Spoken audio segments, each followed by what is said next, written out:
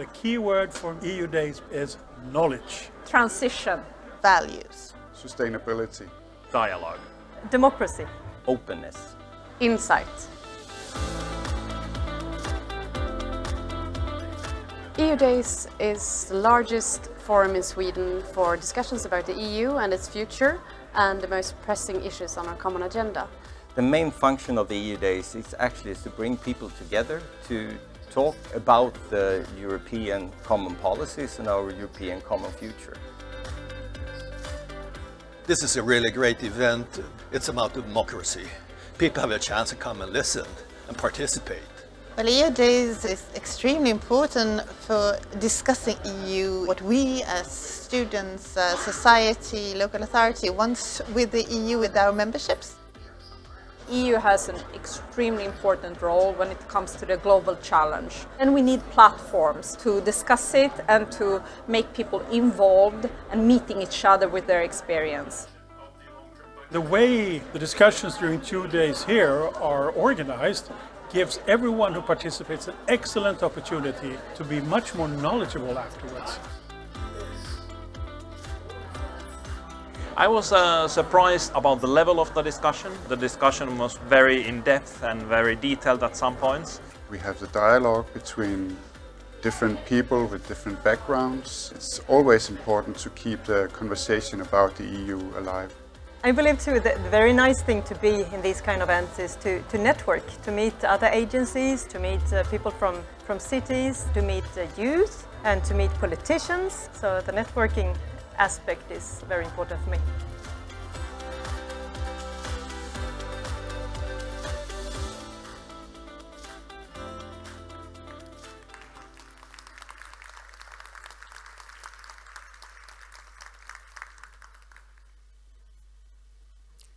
May you live in interesting times. It does sound like a friendly greeting, doesn't it? Almost like a good luck blessing. But allegedly, this Chinese saying is, well, less of a wish and more of a curse. Interesting times? With a world order changing, new superpowers rising like she's China.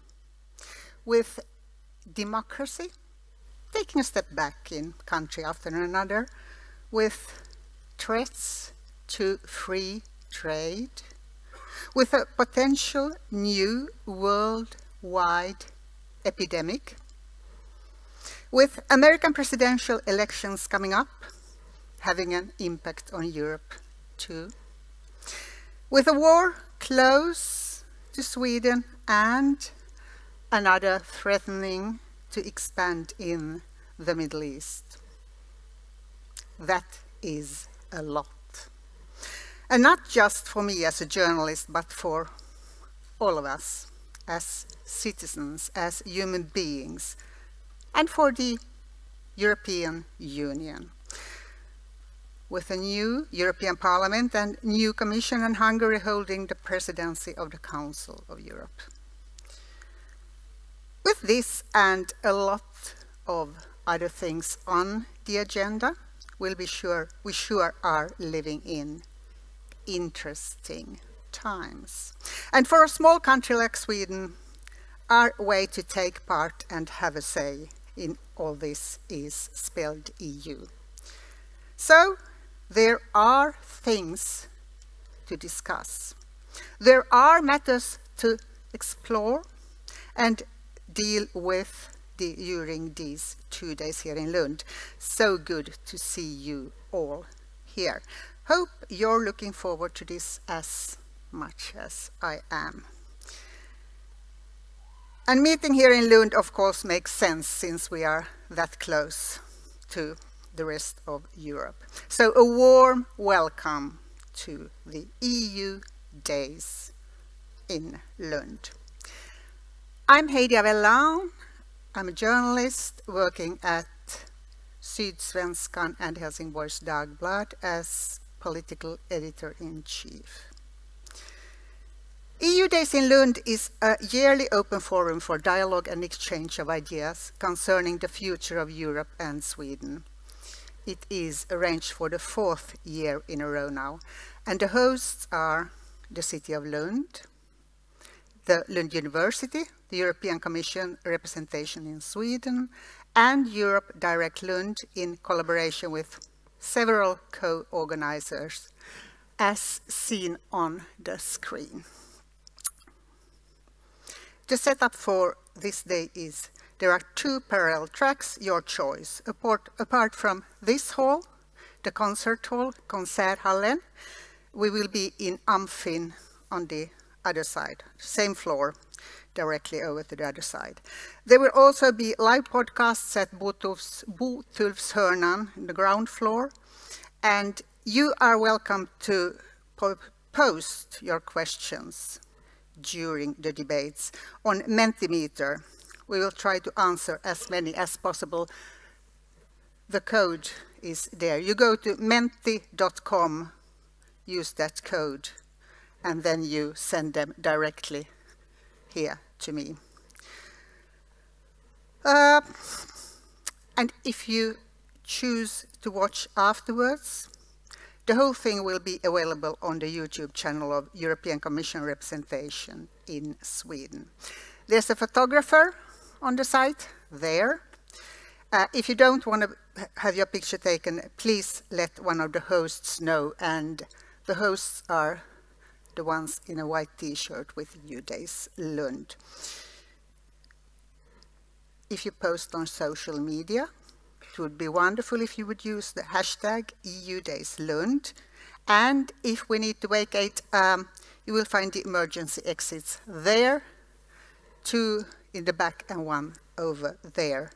And we do it immediately, right? If we need to, we just don't ask any questions, you just walk out of the room. I hope that was all, but don't hesitate to ask if I forgot something really important. Now it is time to introduce our hosts. Anders Almgren, Major, City of Lund, Erik Renström, Vice Chancellor, Lund University, and Annika Weppling-Korsinek, Head of European Commission representation in Sweden. Do come up, a warm hand.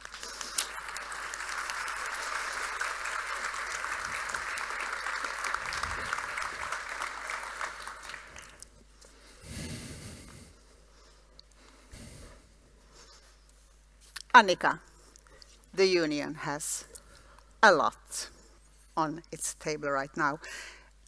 What are the most important EU issues for the moment, exactly right now?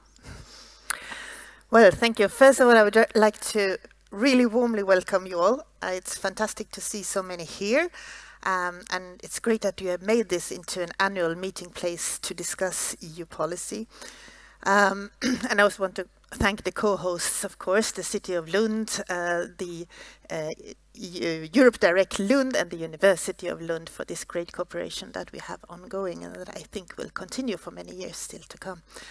And I think it's very important, as Heidi said, to also meet regularly and to discuss EU policy and what we want with the European Union, because the European Union is us.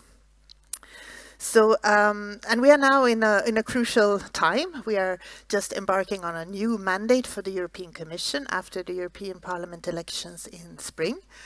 And the issues that, and I think it's important to keep in mind when you, the question, what's most important for the EU? Well, the EU is not something separately from us. We are part of it, as I said. So the global and big issues that concern you here in Lund are most likely to be the most important also for the EU. One of them is that we remain united in our support for Ukraine, to help Ukraine win the war against Russia. It's not only important, it's fundamental and existential. And this also means that we have to focus more on security, on defense, in the broader sense of the word, so also when it comes to preparedness, when it comes to disinformation, hybrid defense, etc. Secondly, competitiveness. We need to remain competitive, and it means competitiveness for our industries, but also for our intellectual competitiveness, which, looking at you, universities, research, to make sure that we can continue to be on the edge, to be there, and so that we can manage these green and digital transitions that we are that we have to do, and that we are on a good way to manage. And we have to do it also in a way that it's socially acceptable, so that we don't leave anyone behind. And finally, I think we will hear that from many of the speakers, not the least the two commissioners that I'm so happy that we have here with us today, is that we have to continue to stand up for democracy, for our values, for the rule of law, because nobody else will do it for us. So I'll stop there. So what are your worries? What keeps you awake at night when it comes to EU? What are my worries? Yeah. No, I think that the main worry is this unity, to keep us united, to make sure that we keep on feeling that we have a common, that we are stronger together, that we don't start to deviate from that. I think that is one of the most important things. So are you seeing the union disintegrating right now? No, I don't think it does, but I mean there is always a risk that we start to deviate on this when it comes to the issues on democracy, on openness, so I think there we have to keep on being focused on the goal, so to say. Remember why we are here. We are here to stand up for these values, and that we are stronger together. And I think that's very important to keep in mind. And when will we get the Commission? Well, unfortunately, I don't have that crystal ball that I would like to have. So, no, I'm sorry, I can't tell you. Seems like nobody knows. Anders Almgren, Mayor, City of Lund. It's great to be here in Lund, obviously, but what's in it for you? Why are we here?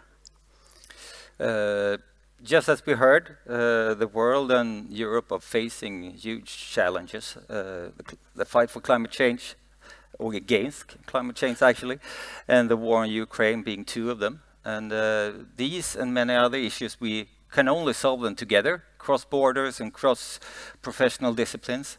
And we need forums and places to take these discussions, to take Europe and the European Union forward.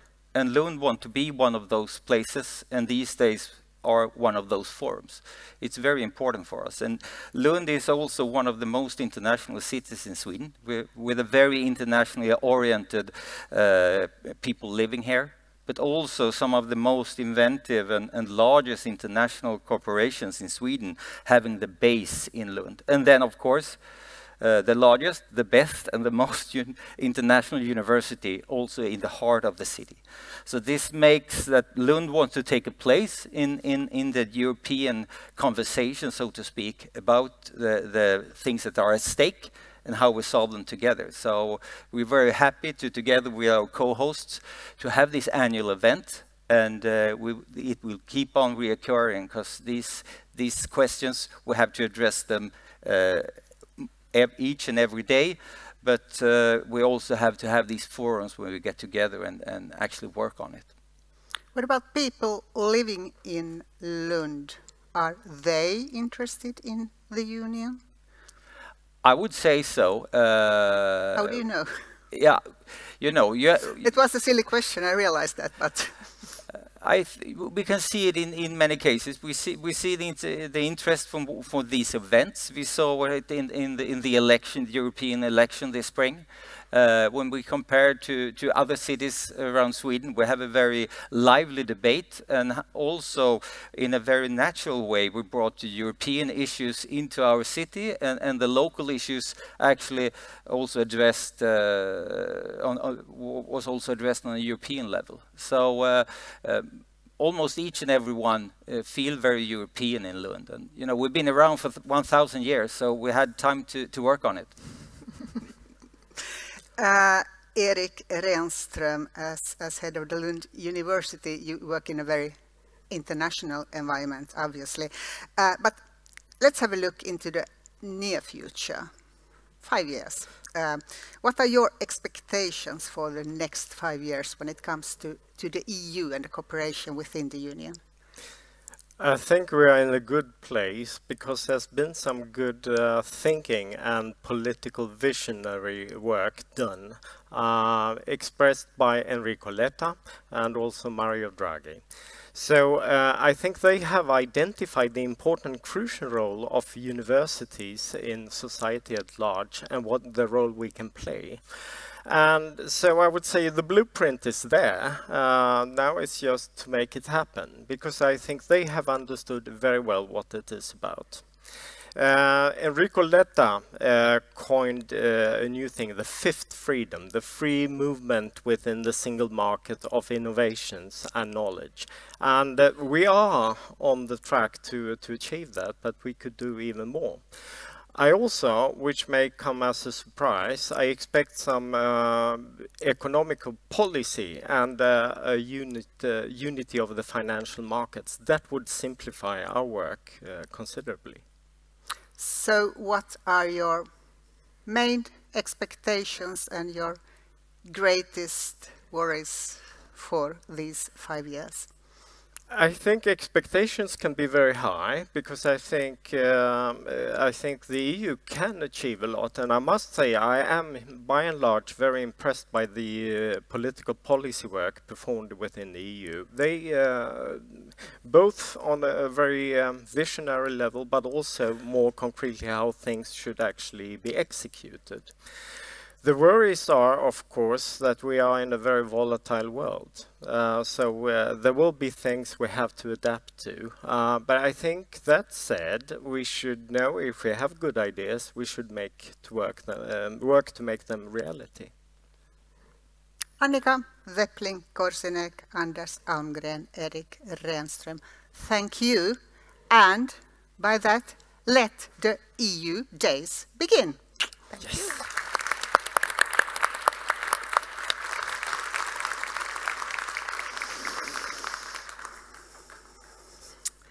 Over to our first guest. It's my pleasure to invite Ylva Johansson, European Commissioner for Home Affairs.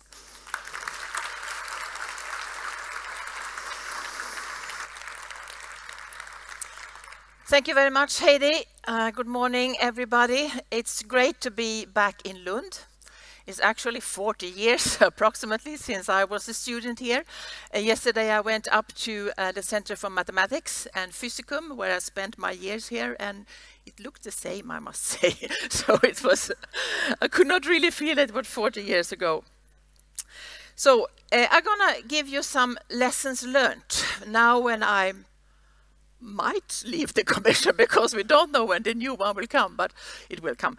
Yeah, so after 5 years as commissioner, I would like to give you some lessons learned, and which is also some advice for the next mandate. But to do that, I would like to take you through a few things that have been important for me to learn these lessons during my mandate. And just for you to know, I was appointed 5 years ago. I choose this portfolio that I have, Home Affairs. Home Affairs means I'm responsible for everything related to organized crime, drug trafficking, corruption, police cooperation, everything linked to borders, Schengen, external border, internal borders, visas, passport, residence permit, and migration and asylum. So there's a lot of things happening in my portfolio. And when I took office 5 years ago, I had no clue on what was going to happen. I thought I know, and this is also, I think, going to be the same for the next mandate. You don't know what will happen. So you think you start and have an agenda what to do, but then reality happens. Huh? So for example, when I took office, I thought that my biggest problem, my biggest headache would be the fact that we had 40,000 migrants stuck on Greek islands under terrible living conditions. Maybe you remember that 5 years ago. That was not my biggest headache, I can say. I had a lot of others. So I would like to jump into a few of those. One is, of course, migration. And just to give you some picture of the migration situation in the EU. Every year, 3.5 million people migrate to the EU. Most of them come because they are falling in love in an EU citizen. Some also come for work purposes, to study, to do research, and some also for international protection. Every year, around 2.5 million leave the European Union, mostly because they are falling in love in a person outside the EU, or to work, or to study, or to do research. So we are growing with approximately 1 million per year. This is a legal migration. It works pretty well, I must say. We should probably need more legal migration because the people in working ages in the EU are shrinking with 1 million per year now. So we are losing people in working ages in the EU quite rapidly. So and that is taking into account the migration that we already have. Then we have what is most discussed is the irregular or illegally arriving. Last year was 380,000, so that's quite many. And at the same time, and this is a problem that we need to address, and you also know people lose their lives in the Mediterranean, terrible conditions, and you're probably fully aware of this. At the same time, we had last year more 1.1 million asylum applications. That's 3 times the irregular arrivals. That means that the majority of the asylum seekers are arriving by plane.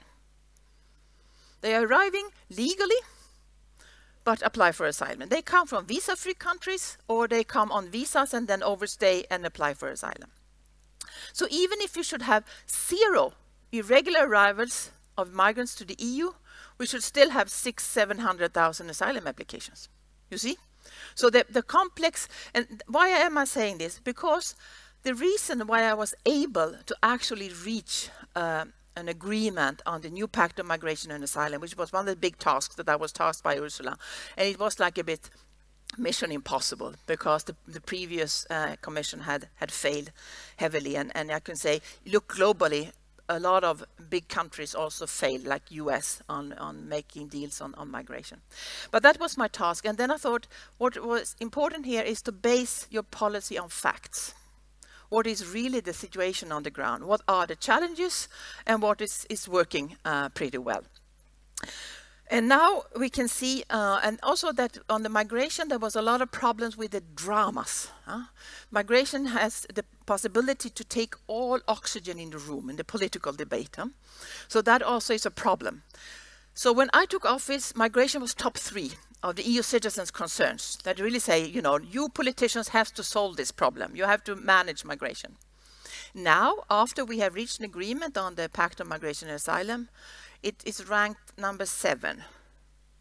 So it's also that citizens see that we still have challenges with migration, but they see that the politicians are addressing it, and we can manage if we work together. So I think that is also helping to have some oxygen for other political issues as well.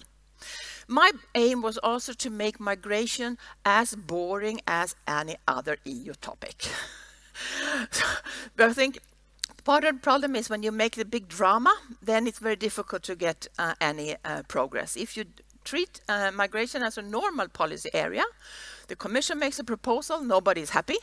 Then they start working with it in Parliament and in Council, and after a while we come up to a compromise, and everybody thinks this is a better way than when we started. So that was also the way how I handle this. And what I also learned dealing with migration is I traveled to all the countries trying to understand the different migration challenges in different countries, different member states, and 95% or maybe 97% is geography. Ideology is 3 or 5%. It's so much defined by where is this country located, what kind of different migration pressures do this specific member state face. And the key was to find a solution that we address all of the different challenges at the same time, because then member states are ready to do compromises. I will have help get some support in dealing with my specific challenge, and in return I support others on their specific challenge. So we reached this historic agreement, and I'm very, very proud that I managed to do that. That will both better protect our external borders, will better protect the right to apply for asylum for individuals, will better protect the rights for the asylum seekers and the living conditions while they are in the process. We'll have swifter returns, we'll have a mandatory solidarity, and we'll have a better management of which member state is responsible for different things. And I was actually quite proud. I was taking part in a debate in Munich Security Conference in February, and where UNHCR, Filippo Grandi, was asked, if you could wish whatever you want for managing migration globally, what would be the most important thing you will wish for? And then he said that Ylva gets the pact through. And that also made me very proud, because that means that when Europe shows that we can manage migration together, it also has a global impact towards other part of the world. And now we can see that the irregular arrivals are going down, the returns are going up, and we have an ongoing solidarity between member states also to help countries that are under pressure with a lot of newly arrived people. So that was one thing that's been important for me during these 5 years. Another topic that's been pretty important has been the organized crime. In Sweden, you are well aware about the huge threat that we face from organized crime. I should say that the threat that we are facing from organized crime is as big as the threat from terrorism. It's as big a threat towards society and towards democracy. And they are very well organized. Europol did recently, upon my request, a mapping of the most threatening organized criminal networks that we have in the EU. They mapped 821 criminal networks, and the results are pretty depressing. 86% of them are involved in the legal economy. They are running ordinary businesses. That's a bit of a mafia type. It's not the old-fashioned Italian mafia, but it's a new kind of mafia-type organization. So they are very much engaged in legal economy. 70% of them use corruption. And this is a huge threat towards the whole democracy, that they can buy people and they can buy influence. And they use this influence that they buy to actually kill people. Drug trafficking is a big part. About half of them are involved in drug trafficking, so it's the single most frequent crime that they are specialized in. They also use, to a large extent, violence. So it's not that they use corruption or violence. They use both corruption and very severe violence. 70% of them use severe violence. They are also, almost all of them are combined with people from different nationalities.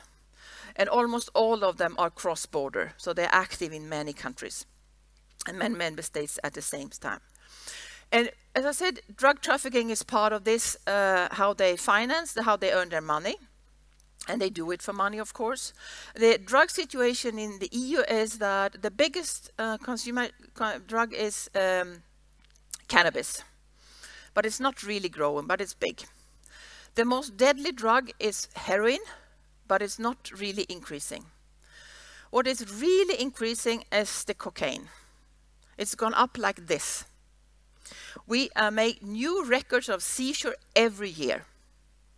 Every year. And also on the Latin American side, they also made record big seizures of cocaine.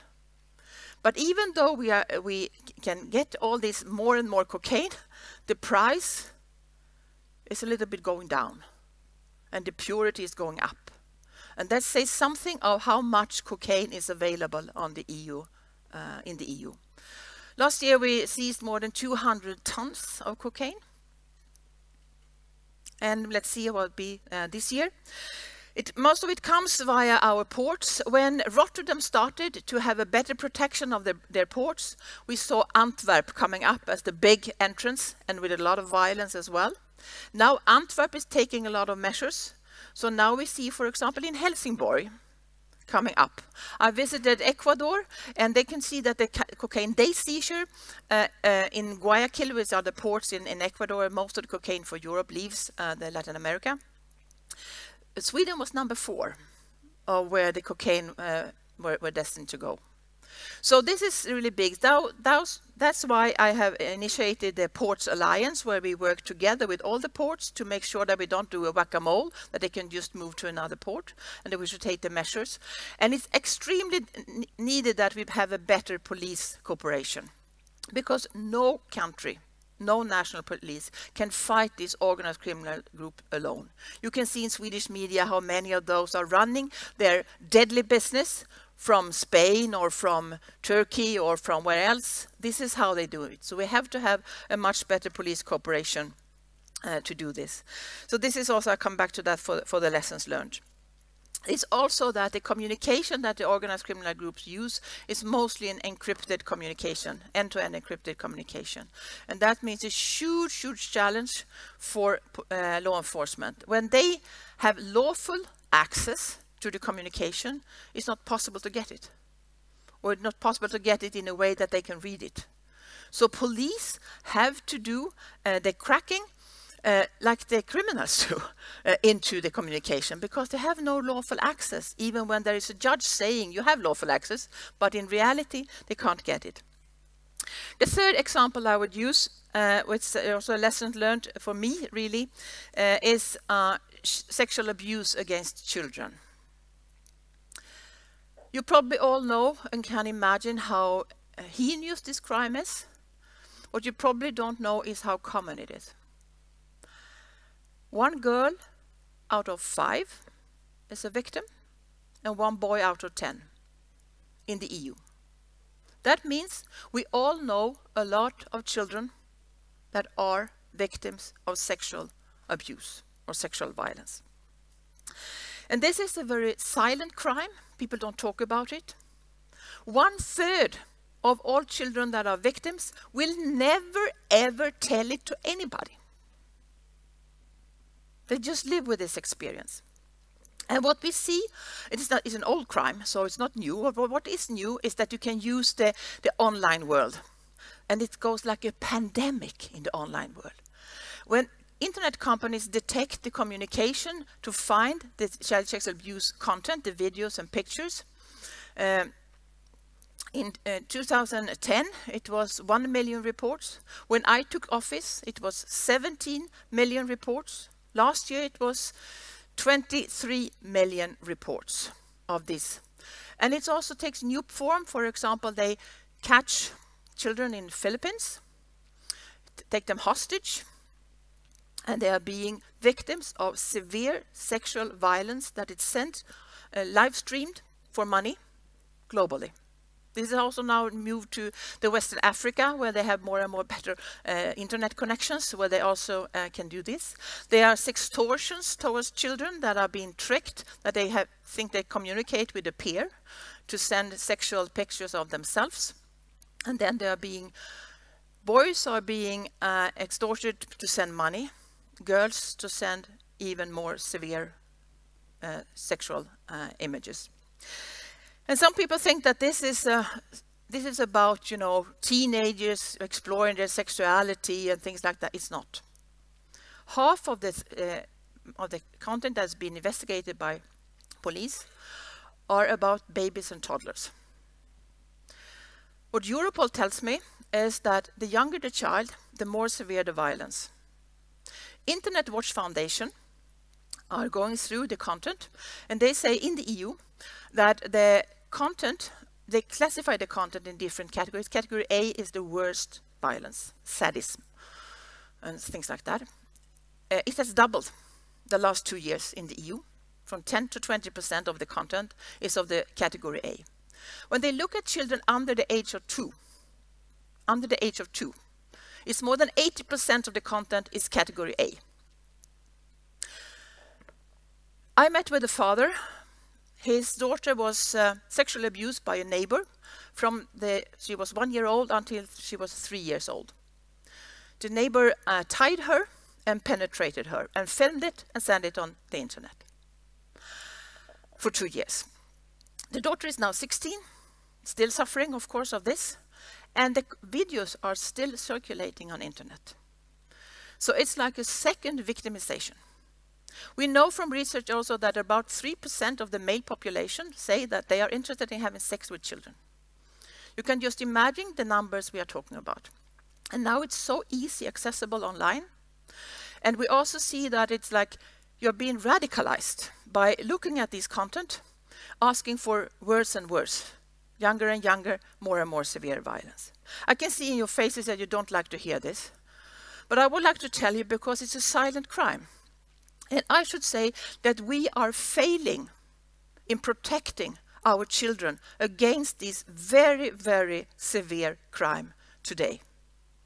I have put forward a lot of legislation into this, for example, to criminalize what's called the pedophile manuals, where you can find them online. It's not criminalized in most of the EU member states. It's legal, where you can get all this information on how to get contact with children online, how to get contact in children in the real world, how far can you penetrate a 2-year-old before she starts bleeding, how far can you penetrate a 4-year-old before she starts bleeding, how can you make up that you're not being caught on the internet when they do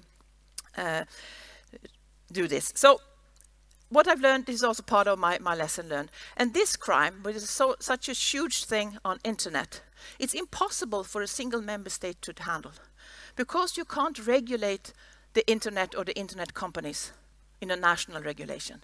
You have to be big. Great Britain has passed a very good law, but Great Britain is quite small. And the internet companies say, we don't care, because you are just one country.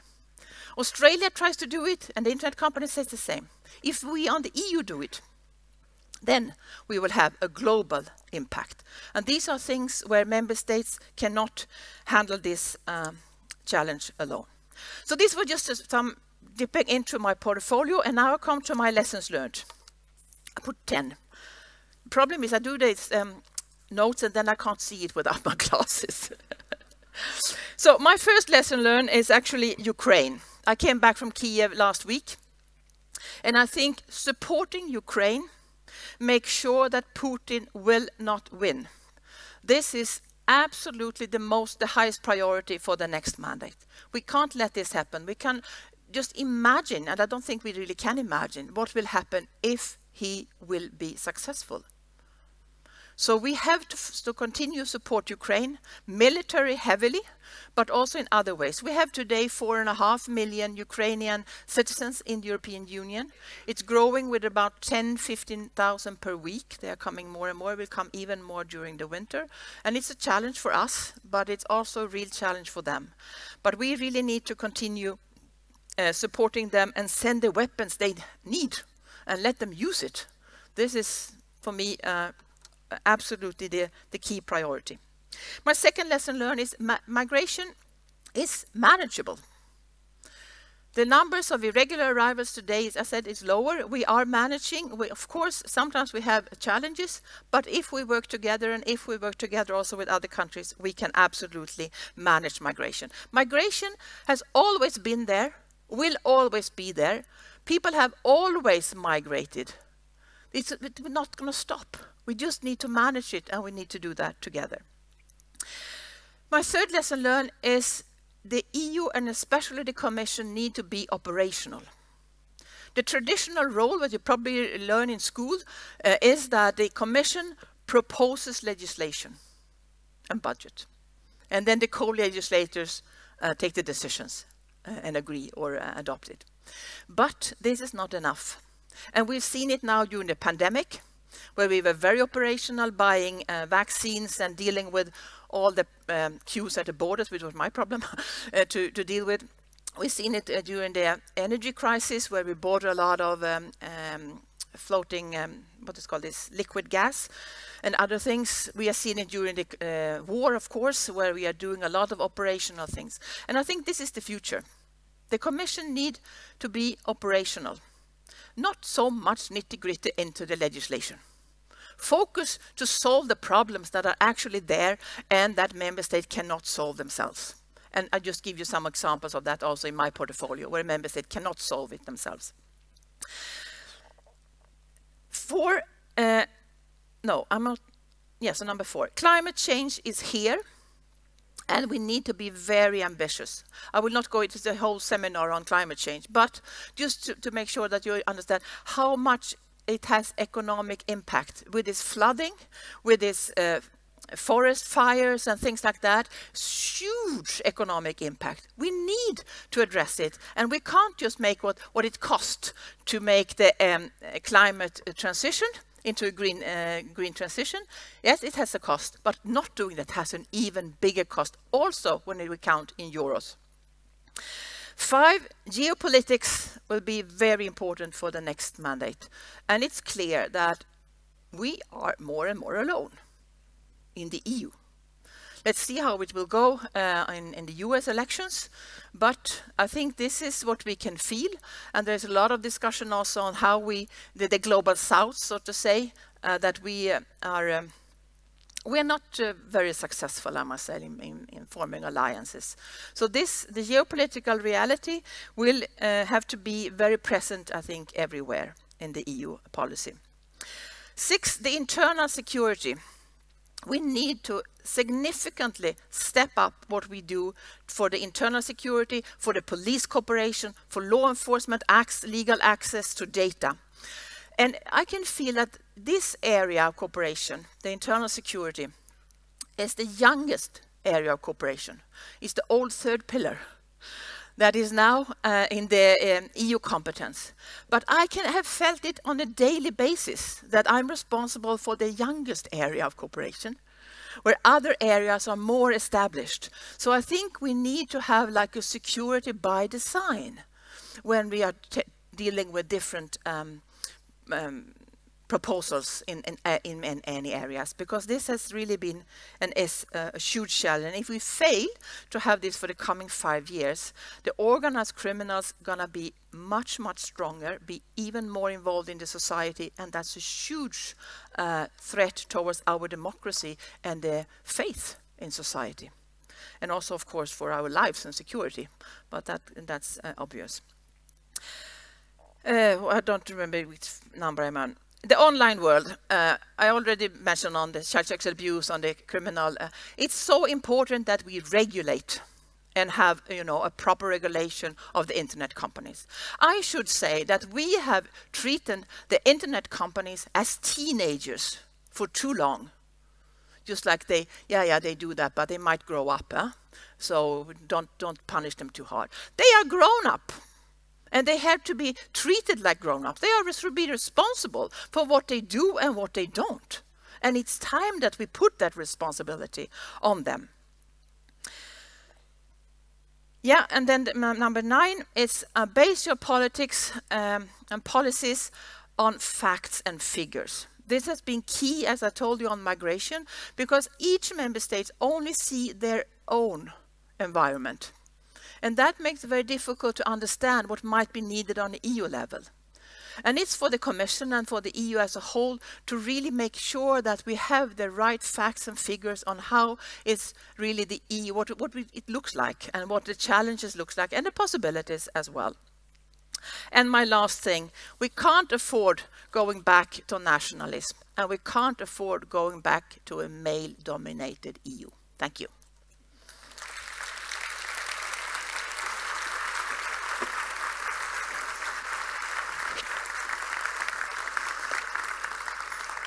Thank you, Ylva. You've had a lot on your table, and now you will leave. So what then? What will you be up to? What will you be up to after not being in the Commission? Let's see. I'm open. It will be fine to have a little bit calmer situation, I think. Really? Yes. And in one way or another, I would like to go back to engage in football. Okay. Let's see. This job, being a commissioner, what is it? Are you are you a politician, or are you not a politician? Are you a civil servant? Can you explain? You are very much a politician. You're a 100% full-blood politician. Huh? This is what we are. So it's really a political job. So it's not a job. It's a position that you have the trust to carry out. So we are very much political. What is strange, because you know I have a long experience from Swedish government. I was appointed minister actually the first time 30 years ago, so I'm so very old. If you compare being a minister in a government, when you're a minister, you think that it would be really nice to not have an opposition. But in the EU Commission, we don't have an opposition, and it's hell. It's really strange to not have an opposition. Why? Does the opposition help you? Yes, because there is nobody. Opposition helps to keep you together, if you're a coalition government, for example. And without opposition, you know, we have very different political views among the commissioners. There's nothing that really keeps us together. And there is also nothing to compare with. If you're a minister, you can always see what is the opposition have a person that would like to have my job. So as long as I'm better than that one, I'm doing well. But in the commission, you know, the sky is the limit, what they can expect you to solve and manage. You're not there to represent your country, but still, is it more geography, nations, or is it more policy that makes this makes you disagree? Well, I think in the commission it's mainly policy. We are not representing our countries. We are more politicians than we are representing our national. But then, of course, if you're a politician, you are, of course, you have grown up and you have been a politician in your national context, and that means that I can have a lot. One of my best friends in the commission is Margrethe Vestager. She's a liberal and I'm a social democrat, but we are very close. She's Danish and I'm Swedish, so we have a lot of way of thinking on policy that might make me closer to her, or another one that also can represent another political family, because of the way countries are organized, how policy is developed in different member states. So even if we're not representing our member states, we have the color of the political thinking in our member states as part of me and part of my political policy. So what countries are more difficult to cooperate with? Well, it depends on, because they're also personalities. I mean, it's getting exciting, right? It's the same in all. It could be the same in a government also. You know, some people you have easier to work with for different reasons: personality, political views, political experience. So it's not, you cannot say that. But I have managed to work with all the commissioners, and especially I have worked with the 27 member states to make them almost all of them agree on the migration pact. And I think that shows that it's possible, even when you disagree in many aspects, to find a way to realize that even though we disagree, we have our common challenges and we better manage it together. And we will have a new commission any day now or any week now. So what will you miss the most when you leave? Of course, I guess I will miss very much to really have an impact. I really have had an impact. And I have done so much when it comes to, you know, better police cooperation, when it comes to working with Latin America on the cocaine trafficking, with working with the ports, as I told you, to manage, you know, a new digital system for all entries in the EU, to manage migration. It's really, if you have my portfolio, I really have had a huge impact, and I guess I'm gonna miss that. But right now it feels like gonna be good not to have the responsibilities. And your biggest disappointment, because all these, your portfolio has consisted of very, very important stuff and things that really matter to people. Your biggest disappointment, what did you not achieve? Yeah, my biggest disappointment is that I have still not reached the legislation, the agreement with the co-legislators on the child sexual abuse proposals that I've made. And that has been very frustrating because it's a silent crime. When there is shooting in the street, when there is bombing, when there are terrorist attacks, everybody understands we have to do something. But these children, they are silent.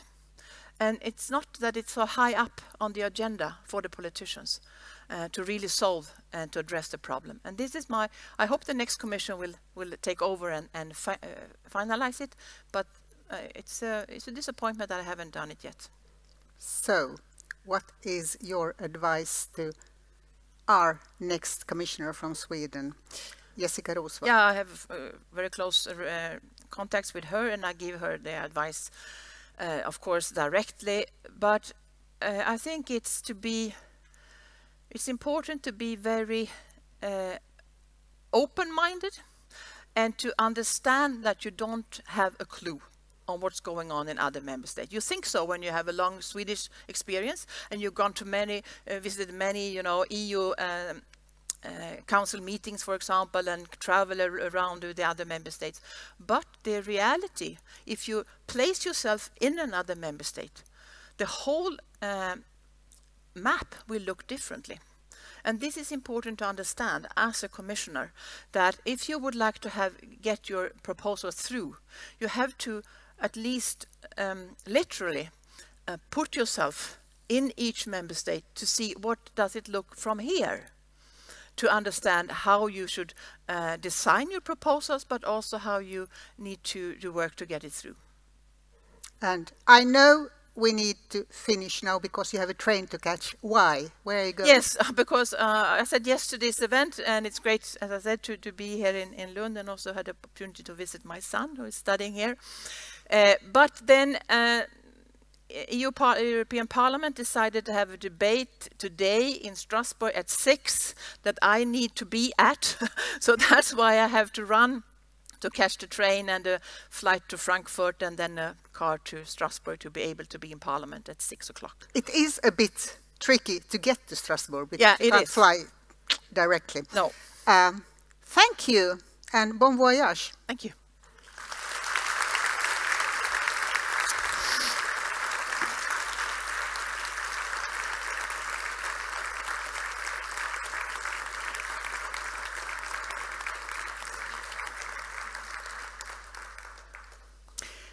So, Sweden's next commissioner is Jessica Roswall, and because of this she has left the government. We got a new EU minister, Jessica, again, that's handy.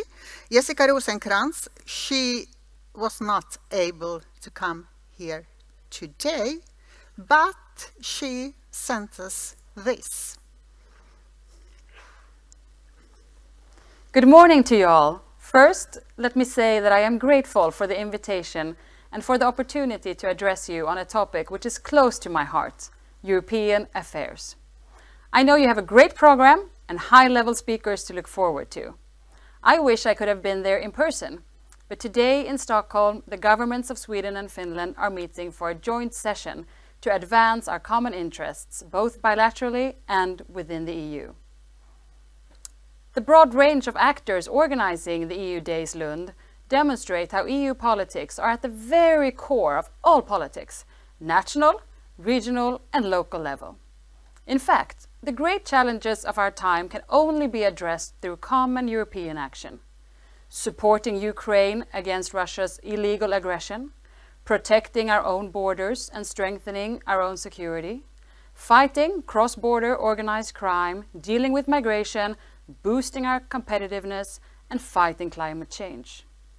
Speaking for the Swedish government, I am convinced that European politics is national politics and national politics is European politics. You can't have one without the other. This is one of my first public appearances since taking office last week. I am honored and above all, highly motivated to take on this challenge. I would say that now more than ever, we need a strong European Union. Through all the uncertainties and tragedies of the past years, the Union has proved itself strong, because we made it so. When many thought we would fail, we stood up and became even stronger. President von der Leyen has stated that the new European Commission will have a clear focus on building a strong, capable and effective Europe. It's not about whether we should have more or less Europe. It's about responding to the challenges of today. The Swedish government has, from the first day in office, pushed for a political agenda which reflects the problems that people see every day. I am very pleased and proud that much of this is reflected in the new political guidelines of President von der Leyen.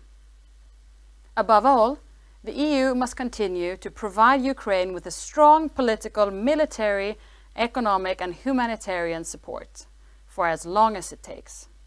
This is our greatest task, and it is indeed an existential task also for us. Europe needs to take a greater responsibility for its own security. What is more, Ukraine is seeking European Union membership. So is Moldova and others. Let me be clear. Enlargement is an investment in peace, stability and European prosperity. It's a geopolitical necessity.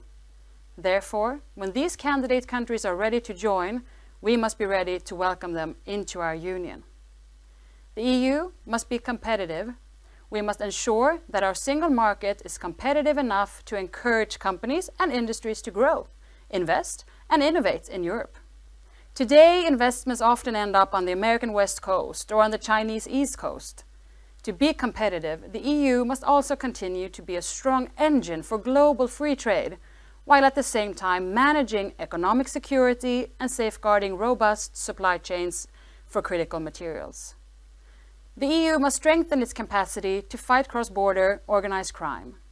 70% of all organized crime groups operate in more than 3 countries. We need more and better tools at the European level to fight back. The EU must be climate neutral by 2050, and to get there, all countries must do their part, and our rules and legislation must provide the right conditions for companies and industry to be part of the transition and invest. Let me now come back to where I started. Today, the Swedish and Finnish governments are meeting to discuss, among other things, common initiatives in the EU. This meeting manifests the close relationship between our countries. Finland is our closest partner in Brussels, and next year we have been EU members for 30 years, and our partnership is stronger than ever before. We both realize that to get things done in Brussels, we need to team up. Let me give you one hint on what me and my Finnish colleague will talk about today. Our union is based on the universal principles of democracy and the rule of law. This needs to be reflected in everything we do. That is why we will urge the new Commission to pursue a comprehensive approach for the respect of rule of law, further linking the rule of law and the union budget and EU funds. Finally, let me once again thank the organizers for the important work that you do and for offering me the floor. And rest assured, the Swedish government will continue to be an active partner in European politics, and we will work hard to advance Swedish interests as part of our broader political reform agenda. And we will continue to fight for a united and strong European Union. And if you are a student listening to this, and if you're wondering where to begin your professional career, let me say this: Brussels could be a great option. It's a vibrant and international political engine. Also, we need more Swedes in the EU institutions. It's a matter of safeguarding that Swedish perspectives and values are part of the entire process. As you know, having more Swedish people in the EU institutions is a priority issue for the Swedish government and something I will continue to work very hard for. Thank you for listening.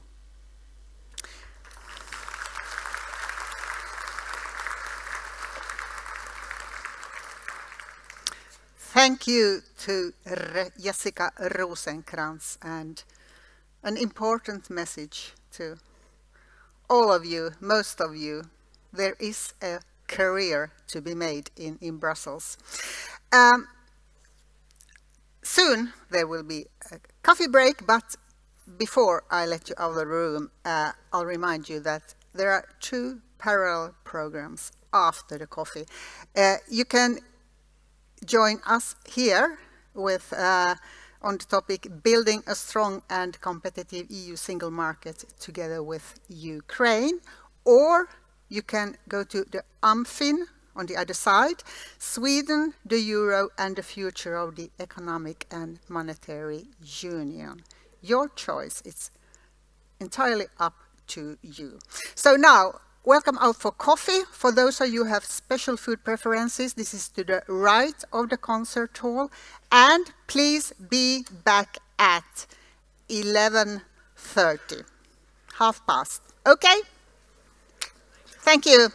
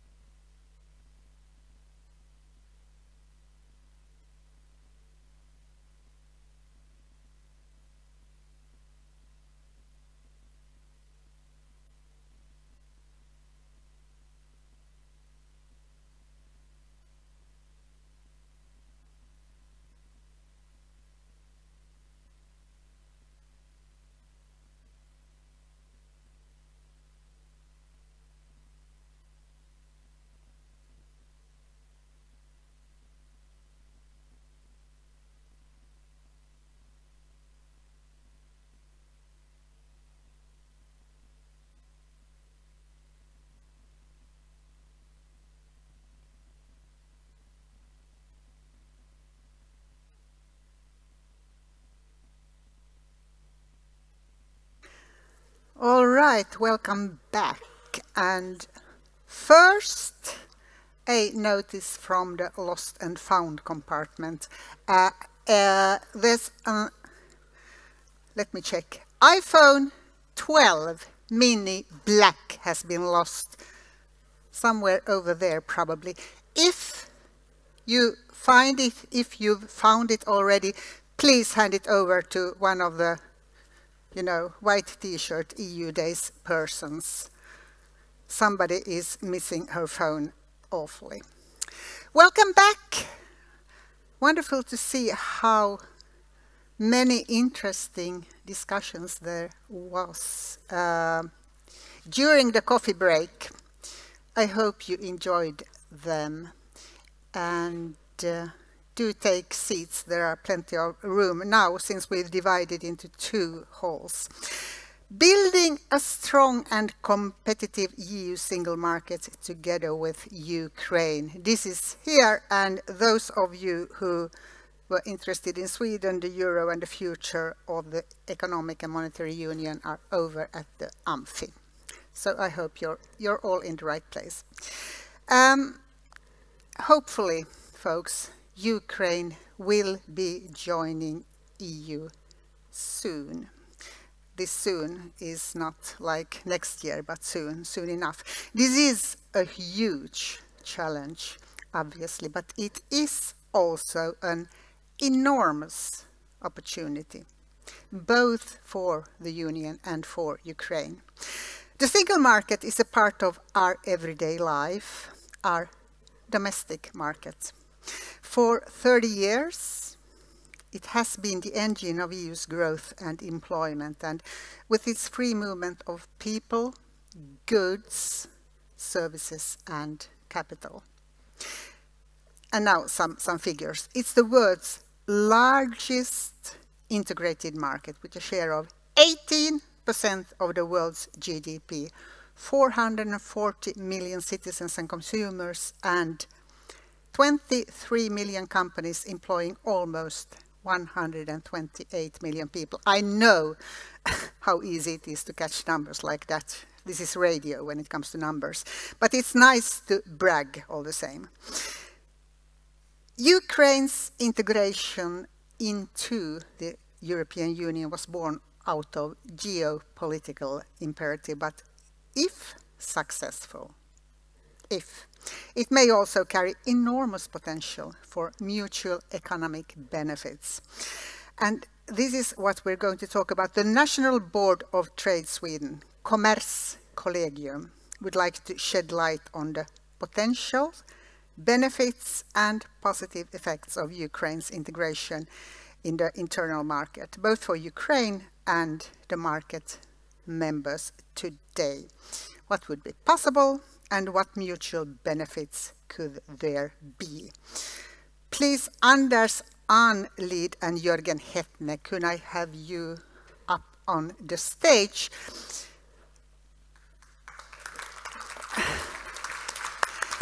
And Elsa Håstad will be joining us on the screen.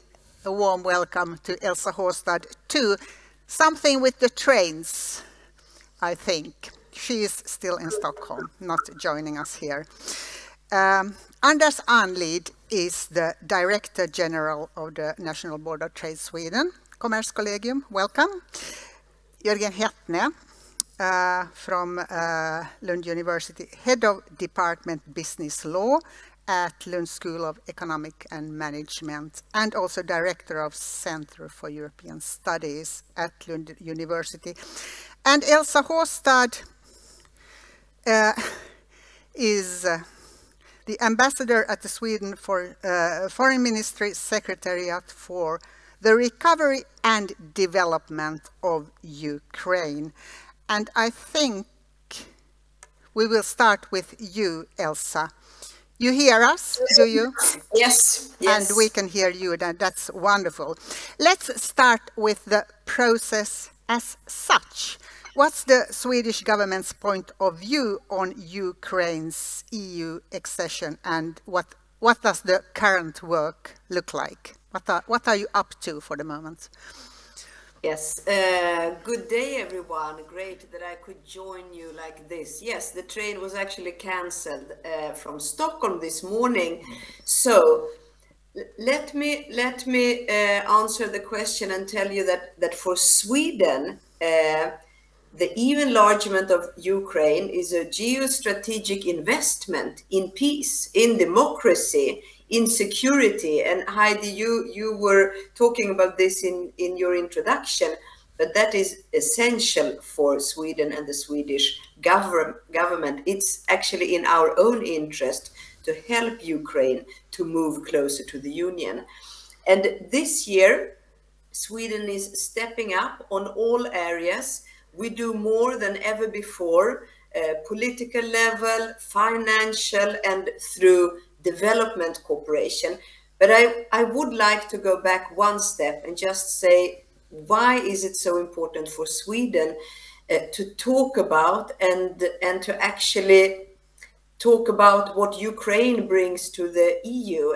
And you were also mentioning this, but I think it is still important to talk about that Ukraine brings a very large market, and we will become and have an even bigger internal market. And this is highly important for us and for Sweden to be able to compete with China and US. That's extremely important. Secondly, Ukraine brings human capital, highly educated population, 25,000 IT experts, especially knowledgeable in cybersecurity. We need this more than ever.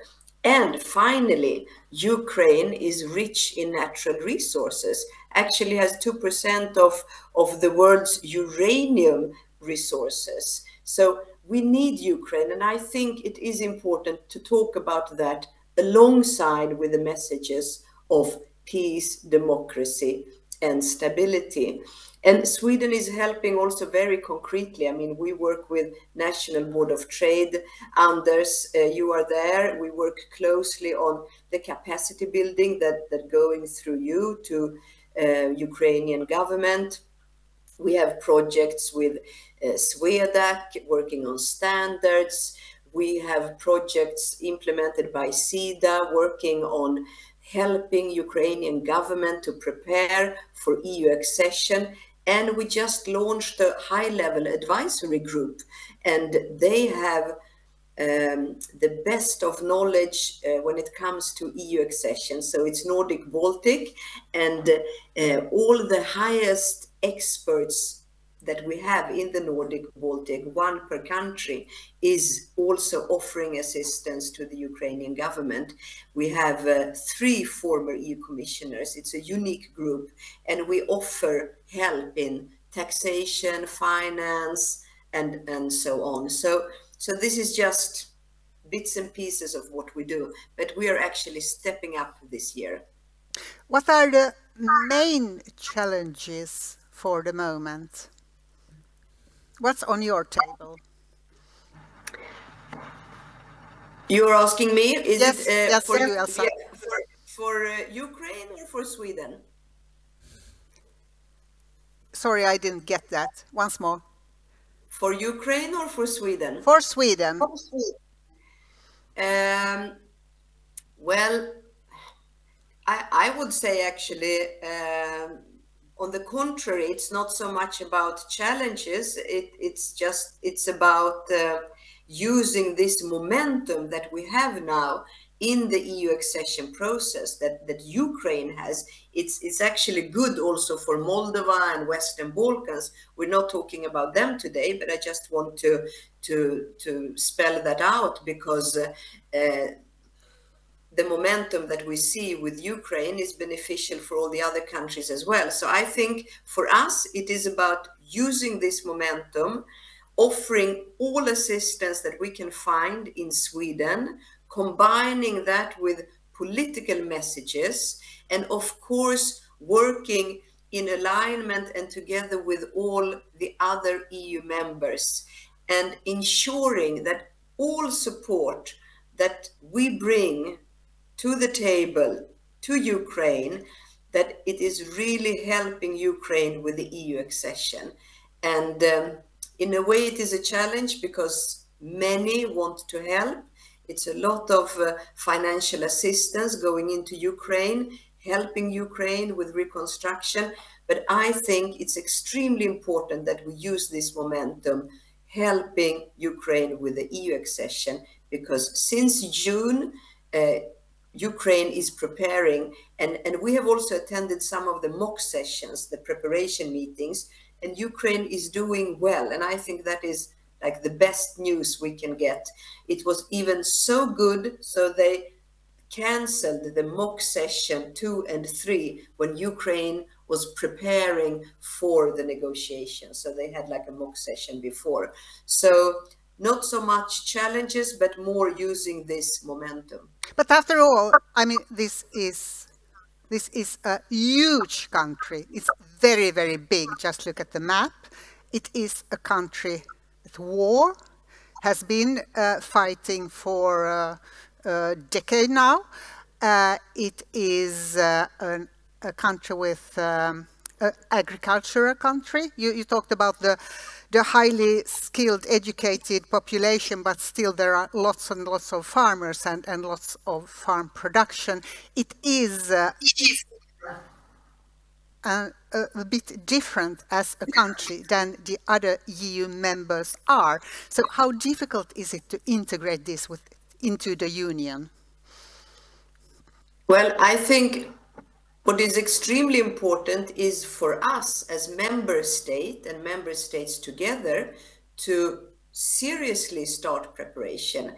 And Sweden has started the preparation. So the preparations for new member states. I mean, we also need to do a lot of homework. We also need to make sure that we help the countries that we want to join and that we don't create too much. I mean, the EU accession in itself is a quite difficult process. It takes 9 years on an average to become a member. So our task is to help the countries. But to answer your questions, yes, Ukraine is a large country. And when it comes to agriculture, I mean, that is an asset. It's one of the biggest food producers. We will be able to ensure food safety in Europe, something that is extremely important for us. And yes, Ukraine is at war, and this has not happened before. We have Cyprus also with the occupied territory, but not the size of a large country like Ukraine. On the other hand, this also creates the sense of urgency for Ukraine. They do everything that they can to become EU member. The process so far has been the fastest ever. And to be honest, the Western Balkan countries are still waiting. They've been waiting for 23 years. And Ukraine has moved faster than some of the Western Balkan countries. So yes, it is a country at war. On the other hand, this creates the speed, the willingness, and the urge to do all these reforms. For Ukraine, the peace and the EU membership, it goes hand in hand. Thank you. And this integration, how should it happen? Is a gradual integration that has been discussed? Is that what we are focusing on primarily, or what is Sweden's take on this? How should the integration, what should it look like? Should it go via the internal market, or? Sweden is positive. Sweden is positive to gradual integration. We think this is a good thing to do. It's an encouragement. It means that in areas where you actually do good, you can also progress even more. And we think this is good for, as I said, the incentives, it's the encouragement, but also because it creates possibilities for countries like Ukraine to be included in the processes, cooperation, meetings. where the gradual integration takes place. And then you can also deliver some concrete results. If we are happy, we will have the free roaming for Ukraine. And this is also an excellent example where the population can see concrete results, because EU accession is a quite abstract process. And it's important to show concrete results for ordinary people. And therefore, gradual integration is good. But actually, when you start negotiating, you move on with the whole process as a whole, meaning that you start with the fundamentals. Some of the most important chapters that has been pointed out, and they are fundamental rights, rule of law, public procurement, some of the chapters that EU has decided are the most important. You need to have these in place. So Sweden, we support the whole process. We are active in 15 chapters. We will be active in more chapters. But on gradual integration, we also think it can serve as a good incentive and encouragement. So therefore, we support the concept of gradual integration. You mentioned the sense of urgency.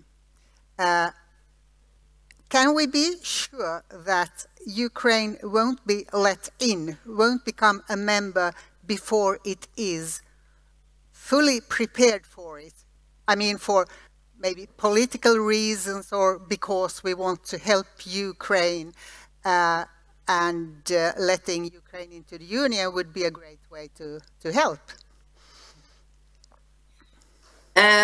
Well, I think there is sort of a fear of that this might happen, and firstly, I really want to underline that the EU accession process is a merit-based process. And for Sweden, this is highly important, that all the steps that Ukraine will take, they need to be merit-based. And therefore, of course, I mean, the process is, as I said, 9 years is the average, meaning that you go through the chapters and you go through the legislation and the adaptation. It's a very, very complex process. But having said that, the new methodology that we have around the EU accession point out that we need to start with some of the chapters that I just mentioned, and then we need to end with them. In order to avoid this that you asked me about, but what if they are not ready? And some would say that maybe some countries were not really ready when they were let in before. This is a bit sort of a controversial thing to say, but in order to make sure that this does not happen, the new methodology will ensure that you start with some of the most important chapters and then you close with them, you end with them. So you need to ensure that you have human rights in order, rule of law, financial control, and we call them the fundamentals. Thank you. So that is to avoid. Thank you. Jörgen Hetne, gradual integration in the internal market. What are the legal boundaries here and requirements for that process? Yeah, thank you. Yes, I think what's discussed here is, in a way, some kind of membership in steps that you will not wait until the end with everything, but you can have gradual integration, meaning that the cooperation can start earlier. So one of these chapters, maybe not rule of law, I would not say that will probably be one of the last ones which you can add. But public procurement was mentioned, for instance, and other kind of cooperations. We can talk about state aid policy and competition law and things like that. It should be possible to end them and start a deeper cooperation in that area. And I think there is already a base for that, the deep and comprehensive free trade area, which Ukraine has since 2016, which is not very broad, but there you can add that kind of development in different chapters. This means that you start to have a deeper cooperation before you become a member. But it's very important that the final goal is always the membership, right? So this is totally connected to that. If we compare with this in the past, that there have always been this kind of preparations from new member states, candidate countries. So that was for the Eastern enlargement with the partnerships agreements.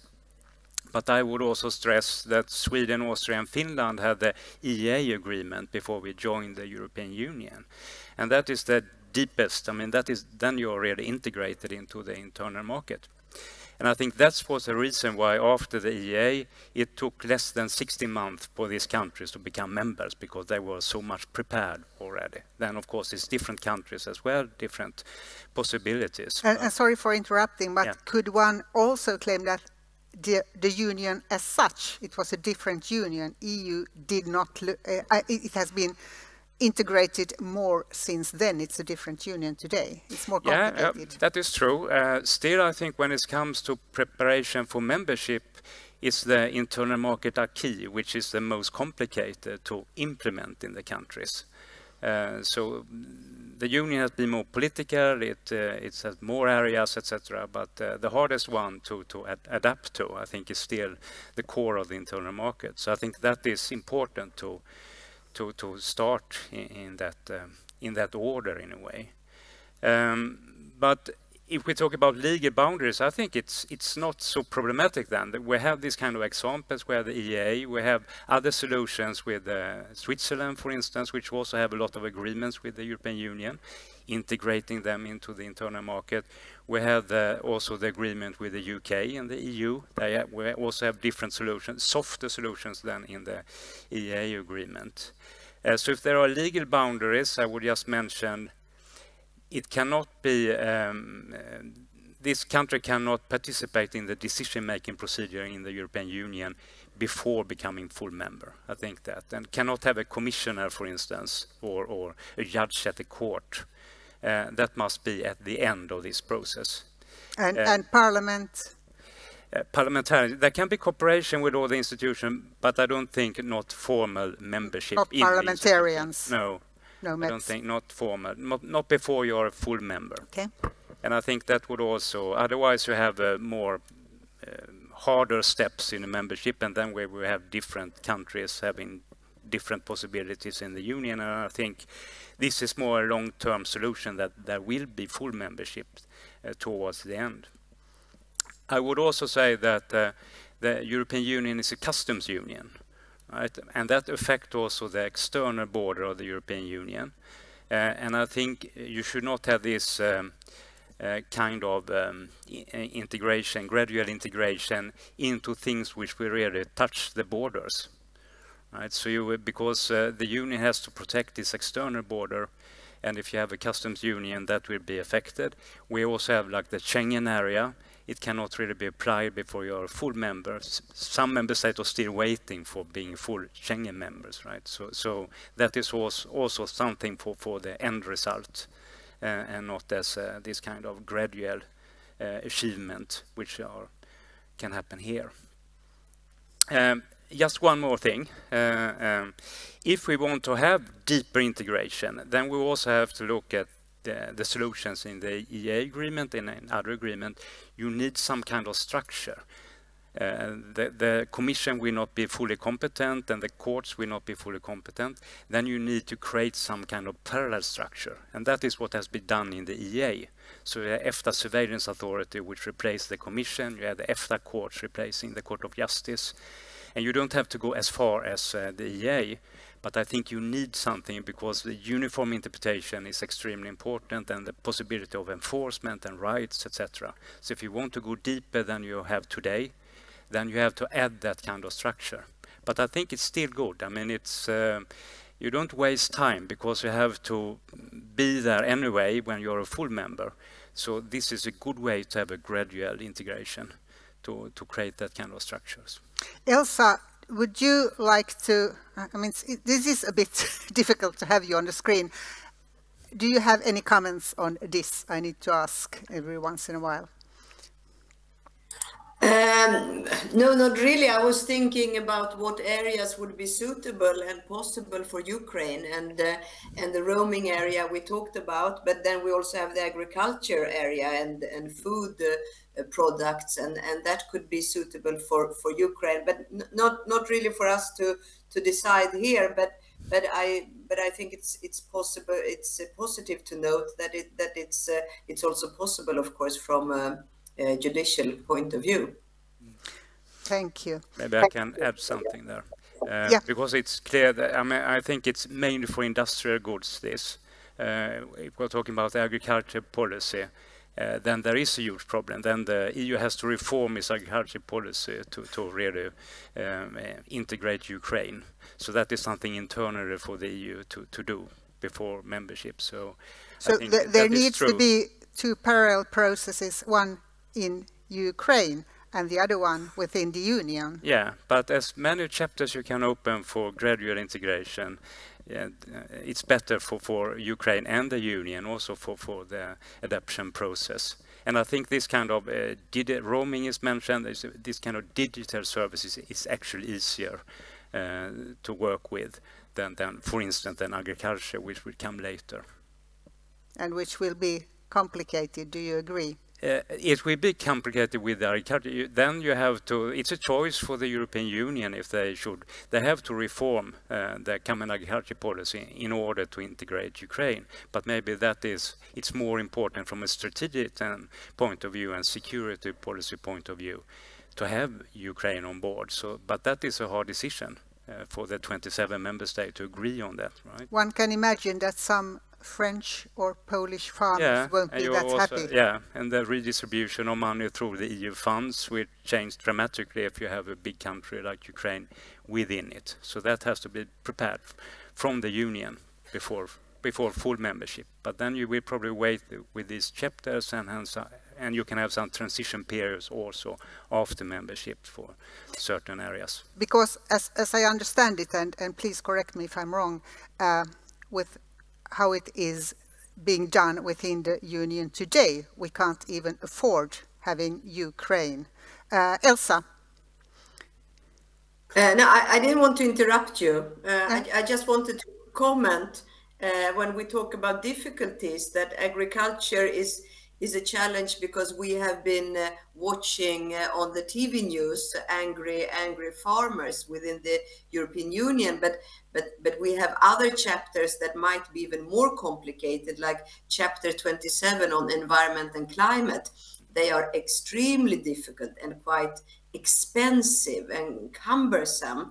So there are other chapters that we should not underestimate the difficulty of. And then I wanted to mention the common foreign security policy.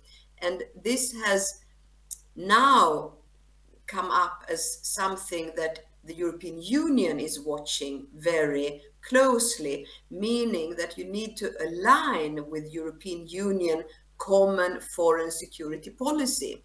And this is something that the European Union will really scrutinize with all these countries now negotiating for EU accession. So I just wanted to add that to the discussion. Thank you. Anders, some difficulties, some bumps on the road, but still, this is enormously important, existential. Please. Thank you, Heidi. And I think Elsa and Jürgen have already alluded to a number of the issues, challenges, opportunities ahead. But I think even in this session, it makes sense to go back to what actually both Annika and Ylva also alluded to earlier, the existential dimension of what we are discussing. And I think representing the National Board of Trade, Swedish Agency for International Trade, EU Internal Market and Trade Policy, it is worthwhile recalling that it was actually a fight over a trade and association agreement that in a way started all the difficulties we have now. And it was the hope, the aspirations of the Ukrainian people to become or remain European, as it were, back in 2013 that started the difficulties we had. And it was the then Ukrainian president, as you know, who rejected the EU Trade and Association Agreement and wanted another way to handle Ukraine's future, including with Russia, that led to the Maidan demonstrations and the regime change and then the illegal occupation of Crimea and the war in eastern Ukraine. And now, 11 years later, we still are struggling with this issue that refers back to the hopes and aspiration of the Ukrainian people to be European. And I think that is important for us to have in a session like this when we talk about the nitty-gritty of accession and the way we support Ukraine. And of course we have to support Ukraine with all our instruments and all our abilities. That is the priority of the Swedish government, and it is the priority of the National Board of Trade, and we do so in several ways. Tell me, what ways? Well, first of all, I mean, basically 3 ways. We deal with internal market, international trade, and trade policy. And it's evident that Ukraine is a country that is very able as a trader. Jörgen and Elsa alluded to the deep and comprehensive free trade agreement that Ukraine entered into in 2016. Since then, trade with the EU has doubled thanks to the agreement. We have a report out on that from the National Board of Trade if you're interested on our webpage. Now, of course, the war has affected trade flows, but it's evident that Ukraine is a good trading partner, both when it comes to European exports and imports, as we've heard. We are engaged in 3 ways of supporting our Ukrainian colleagues directly. First of all, we have something which we call Trade Academy education. We gather with Ukrainian colleagues from ministries and agencies and the private sector to make sure that they have the skills, both when it comes to negotiating their accession with the EU, but also when it comes to promoting Ukrainian trade. So Trade Academy for EU accession and for trade promotion. That's one thing that we do. We are also engaged in institutional building, assisting, cooperating with our colleagues in ministries in Ukraine, and in our case, the Ministry for Economics, to set up their structures for being able to trade with the European Union. Then we are talking about technical things like technical barriers to trade, technical requirements for being able to sell your products to the EU, where we also have a program that will hopefully be assisting the Ukrainians to a large extent in the process towards accession. Is that where fighting corruption comes in? Do you deal with that too? Well, in my world, having clear and straightforward rules for trade is a way to fight protection, transparency, and rule of law in this area.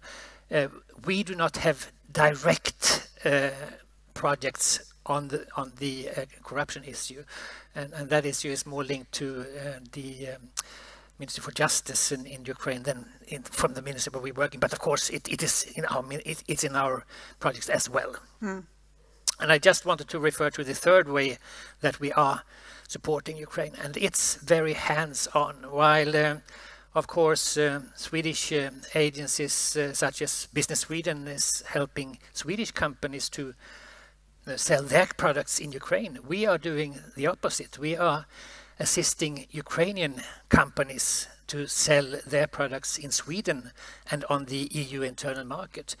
You might say that we are engaged in import promotion from our point of view, and we do so in projects where we work at this stage in 2 sectors. Food and agriculture is one, and tech, digital companies is the other. We have had Ukrainian companies participating in trade fairs, tech fairs in Stockholm. We have Ukrainian companies participating in agri-food fairs in Sweden and also in other countries, supported by us. And that has led to Ukrainian products actually being sold in the shops in Sweden. Nuts, we have wines from Ukraine in our Systembolaget. And we also have Marie biscuits in one of our major food outlets, which is a result of the projects that we are having with Ukraine in that regard. It's small in terms of investment, in terms of money, but nevertheless it's something that hopefully is strengthening the Ukrainian economy.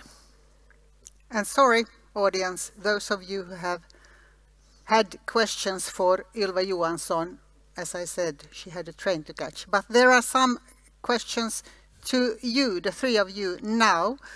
How is Sweden involving the local and regional level, svenska kommuner och regioner, in building a strong and competitive EU single market together with Ukraine? Anders, is that for you, Jörgen, or is it Ylva? Elsa, I think. Right. Elsa Håstad. Yes.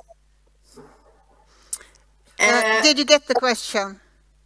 Yes, I think I did. It's a very good question because 70% of the European Union acquis, meaning the work that you need to do, it actually falls on the local and regional level.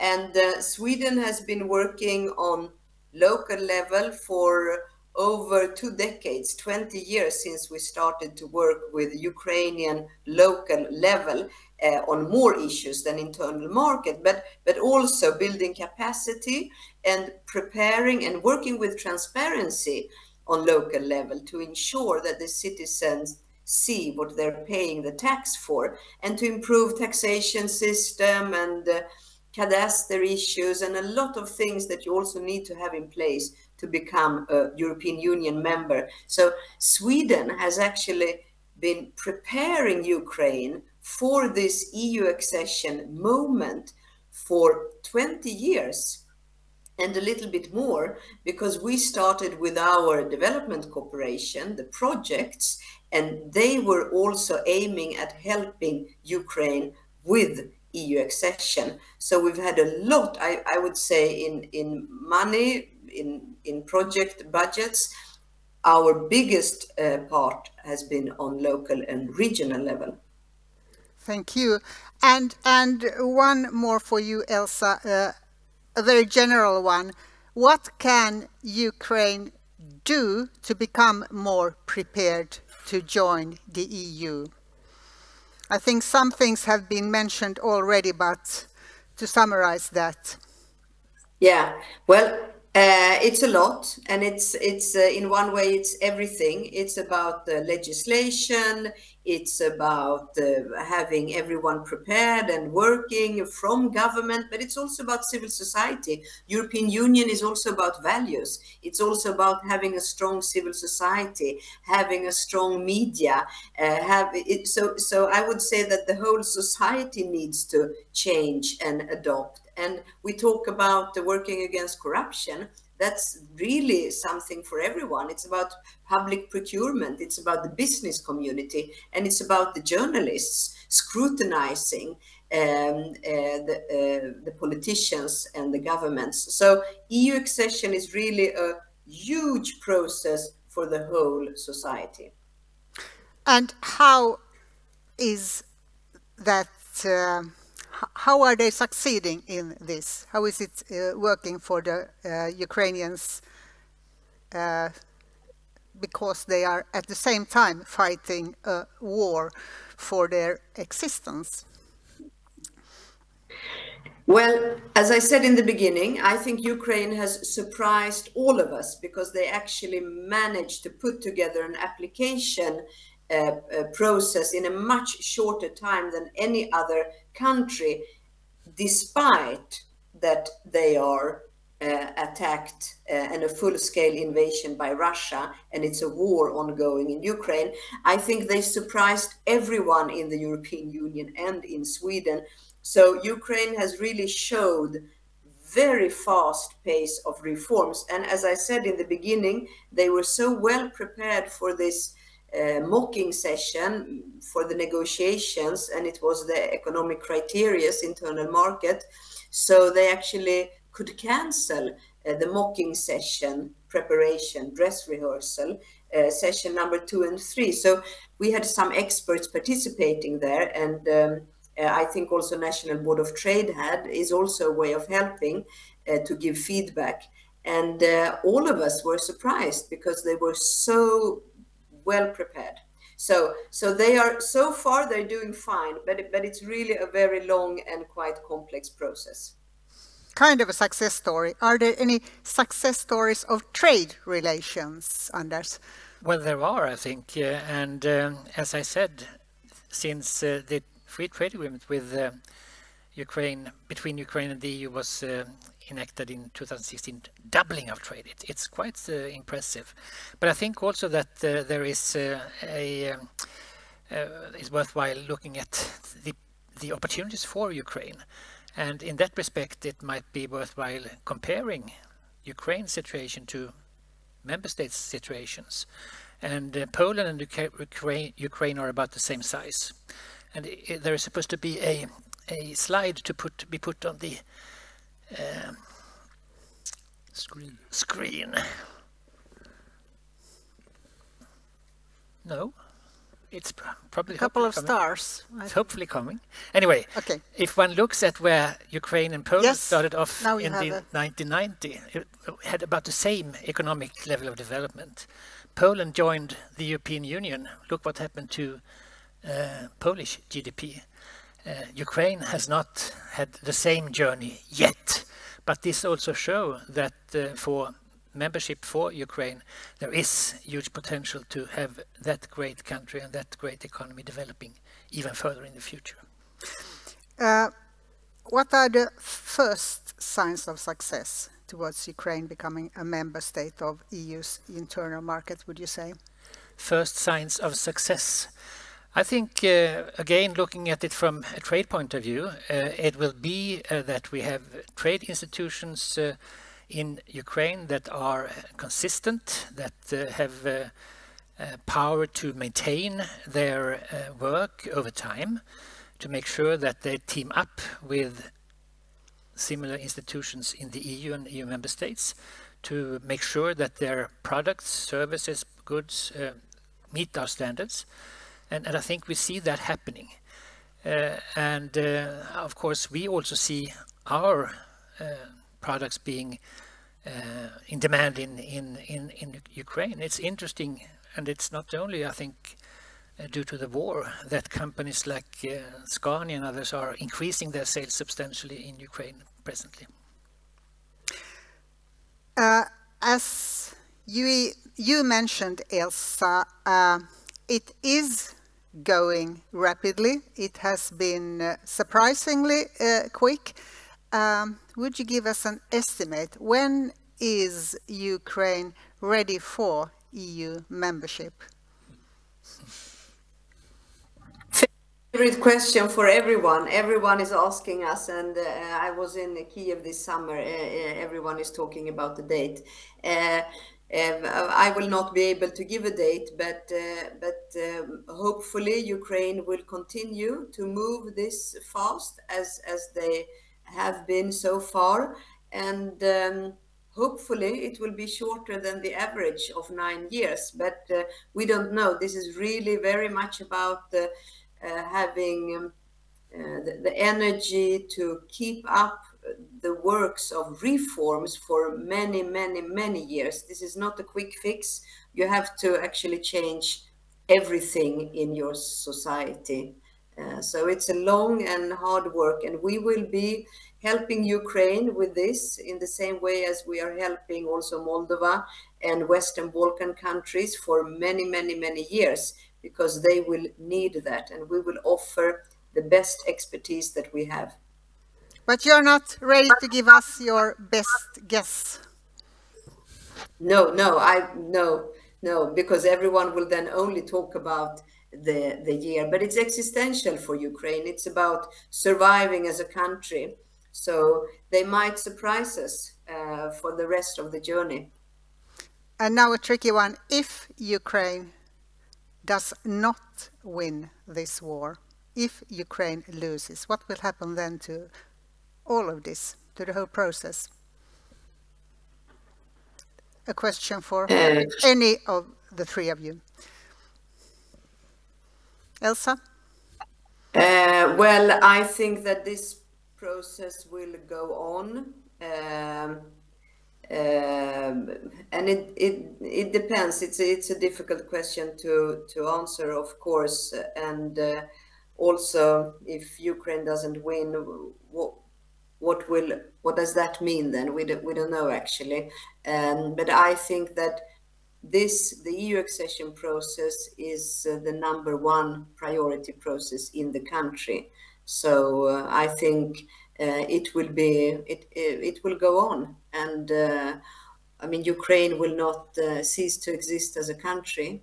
It will be a country, and hopefully it will be independent Ukraine with all territories and a peace on Ukraine's term, and then the EU accession will continue. Jörgen, you think so? I think the whole process is based on the idea that the war will end.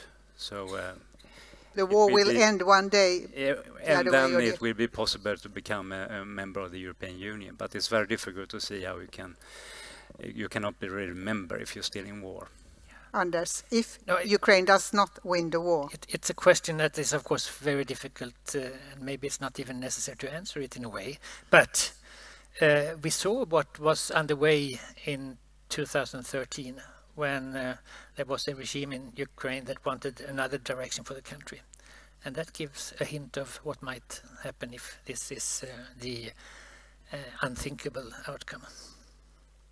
And it is unthinkable, really. By that, Elsa Håstad, thank you for joining us, though the circumstances were not the best. Jörgen Hetne and Anders Anlid, thank you, all the three of you. Thank you.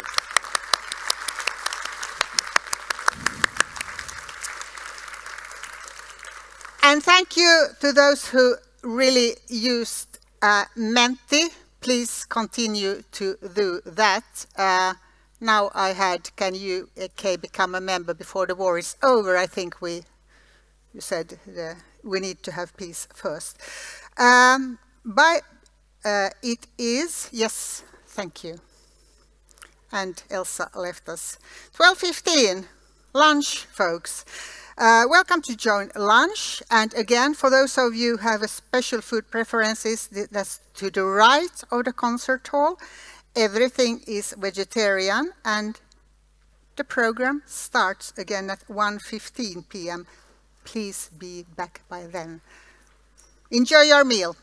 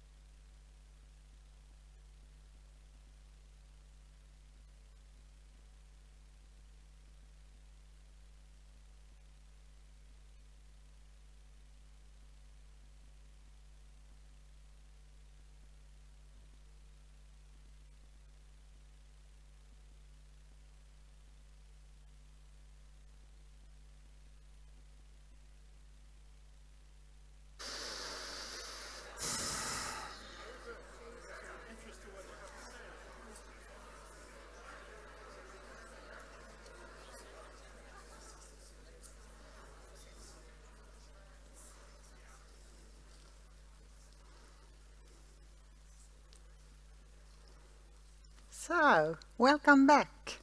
It's time for a joint session here in the concert hall. I hope you enjoyed your lunch. Soon we will have a coffee break. This year, 2024, has been called a super election year, with elections in countries where more than half of the whole world's population live. Regional and national elections in several European countries, but also in the EU as such, you know, and US. It sounds great from a democratic point of view, but also a challenge, because this also highlights how disinformation and AI impact elections and democracy today and probably in the future. So, please welcome Věra, Jourová, Vice President of the European Commission for Values and Transparency.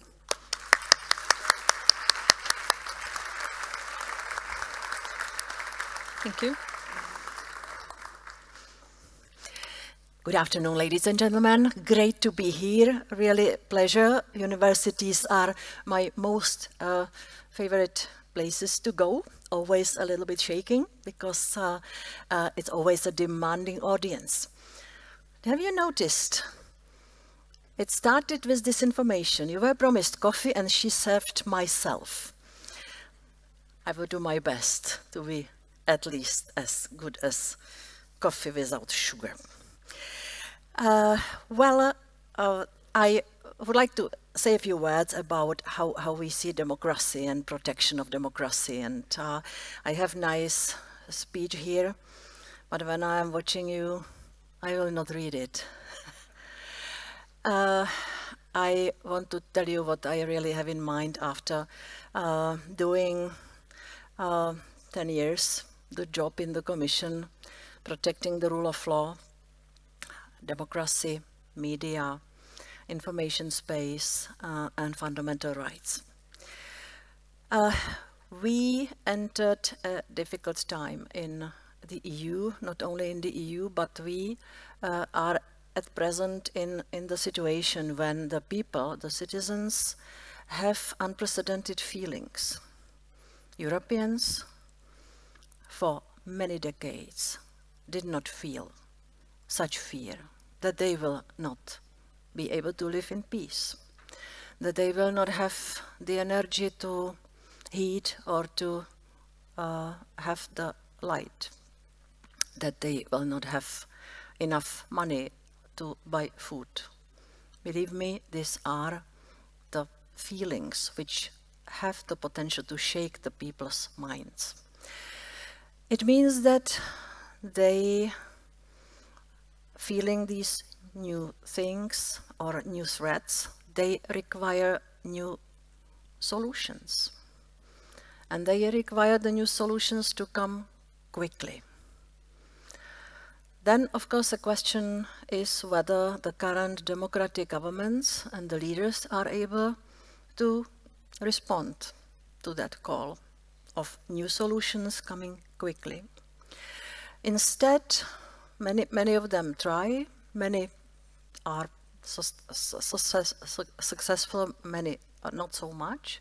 But who are successful are the political parties and the political actors, sometimes not even parties, sometimes influencers, who are offering quick and easy solutions. And people who live in fear, anxiety and uncertainty, they have a tendency to believe that this is the right thing to do, to vote for them. In Europe, we have a lot of such forces, and it is in fact the case of every member state. We analyzed before the European elections, which Madame, I forgot your name, Heidi. That's Heidi. Heidi spoke about the European elections. we were really very concerned that the European elections might be affected by this strong desire to have quick and radically new solutions, a big massage coming especially from Kremlin, because we are in information war with aggressive Russia, and inability of current democratic parties and powers to come with those quick solutions which the people will be able to believe that they will help. So before the elections, we had big concern that the electoral campaign will be affected by disinformation produced abroad, especially in Russia, but also in China, in Iran, and in some other places, because also the global atmosphere, it's not only Europe versus Russia, it's much broader. The current atmosphere is not good at all, because what we see is now ongoing. It's in fact the conflict between democratic and autocratic world. So disinformation produced outside, disinformation being produced inside. Putin has a lot of very capable pupils in the European countries. Disinformation coming from Russia or from elsewhere can be successful in the countries where there is some historical affiliation. I will speak about Russia, to Russian language, Russian culture. So the more you go to the east of Europe, the more you can see this factor being valid. The second level of education of people, ability of critical thinking, their preparedness to adapt to the new digital era, their ability to choose the things to read. You are young people here mainly. So in several member states, we have new data showing that most of the young people take as only source of information TikTok or YouTube. Where is the space for independent media, for professional journalists? Where is the space for public service media, which should serve as strong pillars, the media where you can find facts, evidence-based facts. I don't say truth.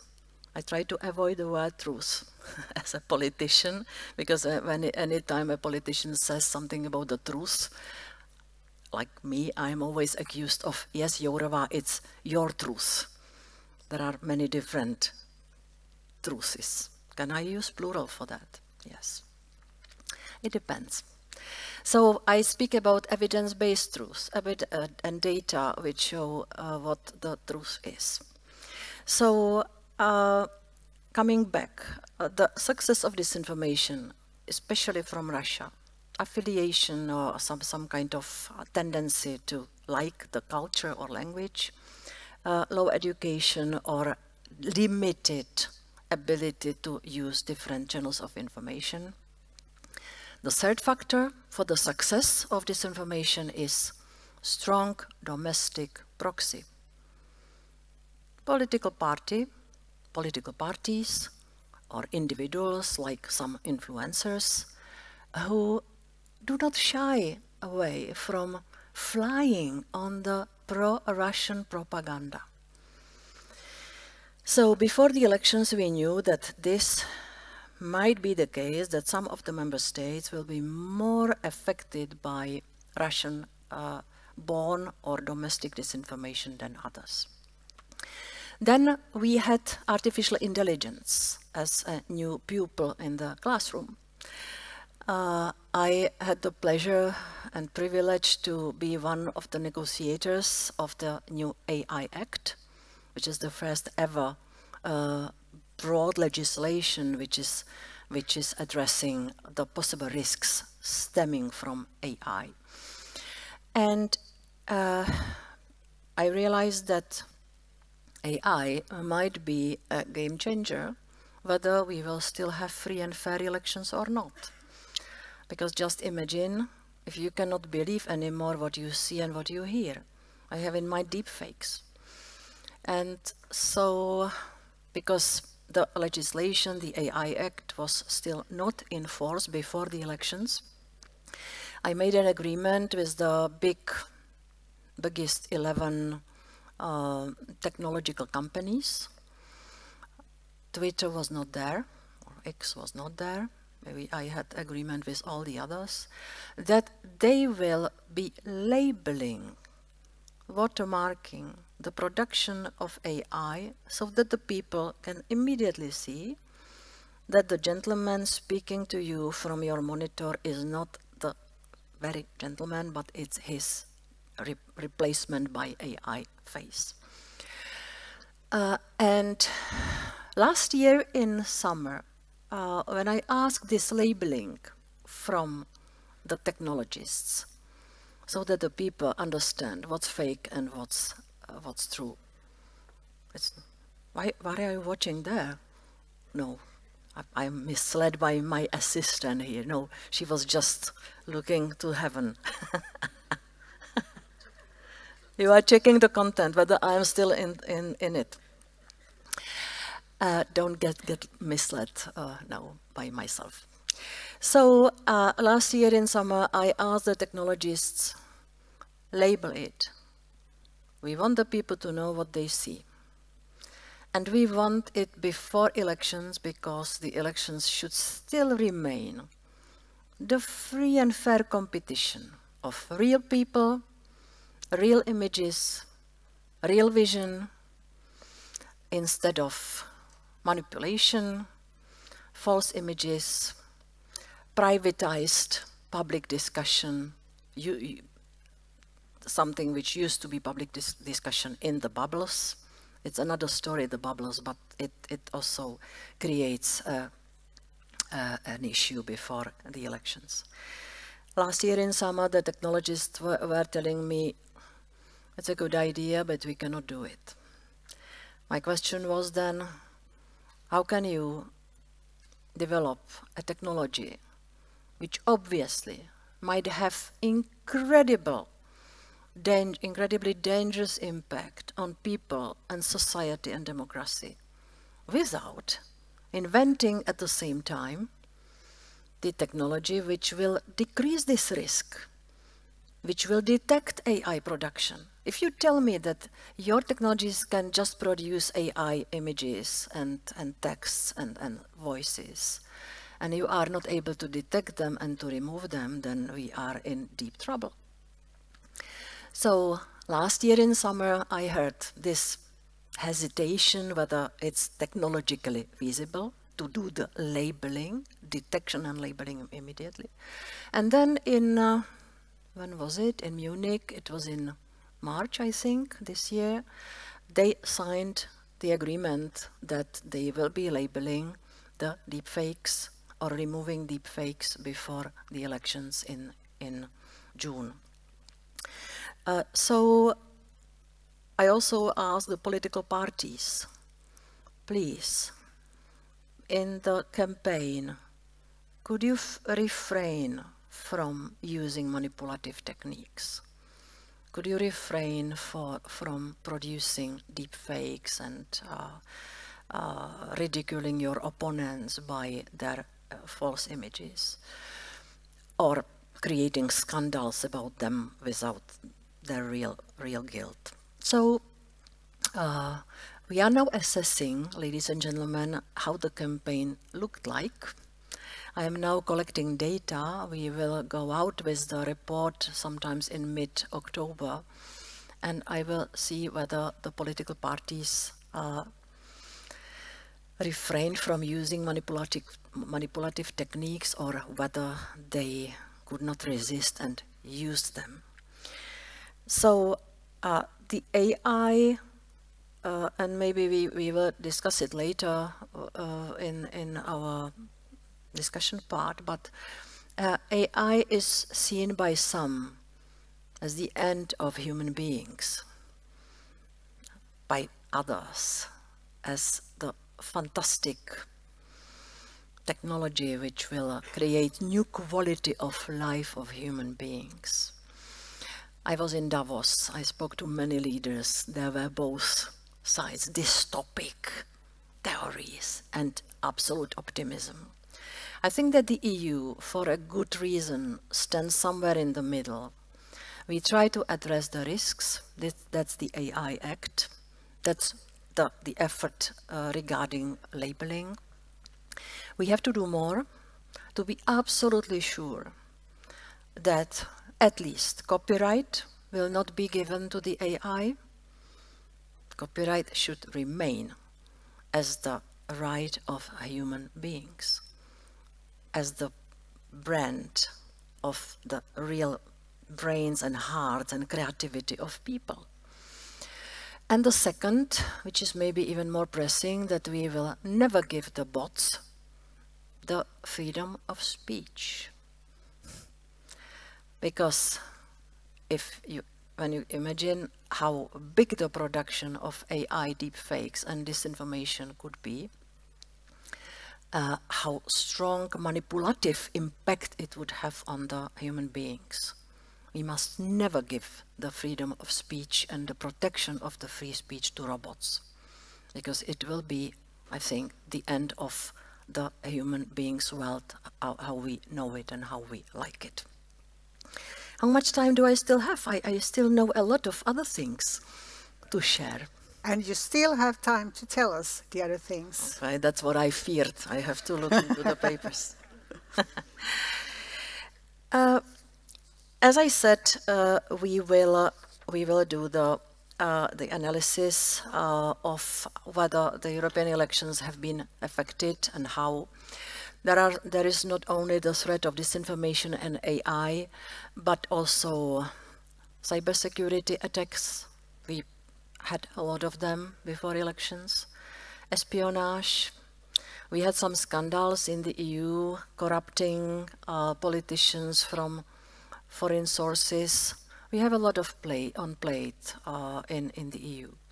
Now, after the elections, we will watch the national elections, because preliminary data show that the attack from Russia on European elections campaigns was not that strong, different from member state to member state. That the Russians, according to what I read from data already 3 months before elections, that the Russians chose 3 countries to affect the elections. It was France, Poland and Germany. It was mainly attack led through, as I said before, TikTok and YouTube. So we have data showing how Russians tried to influence the European elections. Why? They will always try to influence any elections. Now some important national elections are upcoming in the EU, American elections. I was in the United States last year, or in spring this year. Spring this year, time is running quickly. And I spoke to some people responsible for organizing elections and also with the media, and they were quite relaxed. They still don't believe that Kremlin will try to influence the elections, and they will do it through hidden manipulative techniques. So I would not underestimate that. We still have work to do ahead of every national elections. On European elections, we could see the strategy from Kremlin different from each country. Honestly, I didn't look into the data of Sweden. I will speak to your researchers this afternoon. But for instance, the attacks on Finland were almost nothing. But then traditional countries like Bulgaria, Slovakia, and as I said, the 3 big countries like Poland, Germany and France. And there is never one unifying topic, because we saw for each country well-developed topics, themes, which will affect with biggest possible intensity the public opinion. So in France it was of course Olympic Games, security, migration. In Poland it was some kind of the set of pieces of disinformation which speak about the horrible burden which the Ukrainian refugees pose to the Polish society. And in Germany it's a mixture of disinformation on migration, of course security, Green Deal. In some member states we see disinformation targeting minorities. All of them, almost all of them, are predictable, possible to predict. So that's why I also asked the technologists to develop better ways how to predict the disinformation campaigns. Because once the governments know what is coming, they can prepare the communication better and not to be in defensive position all the time. Last thing, I traveled to all the members, half of the member states of the EU, and I had discussions with the rest through digital tools. And I realized that if we really want to protect our democracy and our elections, we have to do 7 things. I don't have them here on the paper. I hope I will remember all of them. First thing, communication. Our governments, including European Commission, democratic institutions, have to get used to the new era of communication. If we will keep lamenting about Facebook, Twitter, X, or however you call it, TikTok and others, that they are abused by the enemies of democracies. If you just lament about that and don't use it yourself, that's probably you will lose. So communication, go with communication where the people are. We need simply the new momentum in changing the way we communicate as democrats with the citizens. Number 2 is education. We have to also somehow support the reaction of the society, and I am absolutely sure that even if we adopt fantastic laws against disinformation or AI deepfakes, which might lead to some unintended bad results, we cannot solve the problem without a reaction bottom up. The society has to become fed up of being manipulated, and it will maybe take some more time. But it's one of my questions to your researchers here. What is the absorption capacity in the society? Can we rely on some limit coming, or the manipulation can use the whole society? I don't know the answer. I want to ask. So it's number 2, it's education. Number 3 is indeed calling the digital platforms to behave responsibly. We have the Digital Services Act, which asks them to moderate the content, which asks them to remove illegal content, which is child pornography, which is extremism, terrorism, hate speech, as defined by the national laws. And we want them to do the fact-checking of disinformation. They have to pay, I will use a horrible term, they have to pay for their own cleaning service. And cleaning does not mean censorship. It's what we don't want. That's why we want the platforms to invite media, researchers, experts, NGOs to do the fact-checking so that we can have the availability of the facts online. We don't want the platforms themselves to say what should be removed or what should be fact-checked. Number 4 is what I just said, the reaction of the civil society and the experts, researchers, fact-checkers. Number 5, protection of media, because media are under horrible pressure. We already have something which they see in the United States, something we call media deserts, places which are not covered at all by media and where people live. So I know that also it's a bit of an issue in Sweden. There are some subsidies used in Sweden as far as I know, but we have to do much more to protect the media. That's why I pushed forward the Media Freedom Act, and we will see whether it will work well. Financing of media is a horrible issue, and I didn't come with a solution, I have to say. I regret, but we don't have a solution for that. Number 6 is law enforcement reaction. I don't understand why what is illegal offline should not be treated as illegal when it's online. Swastikas, sending children to the gas chambers, Roma children, for instance, horrible hate speech, anti-Semitism. Why should we tolerate it just because we see it only online? When it's online, it's seen by and influences sometimes millions of people. And what the prosecutors are telling me, we are not ready for addressing this. My question is, isn't it a crime? Distribute terrorist content or hate speech?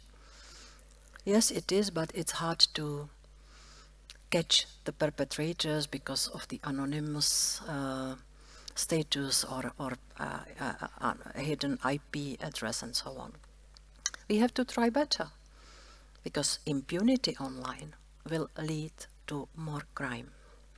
We also adopted the first ever violence against women legislation, which covers online violence. So, ladies and gentlemen, the laws are prepared for that.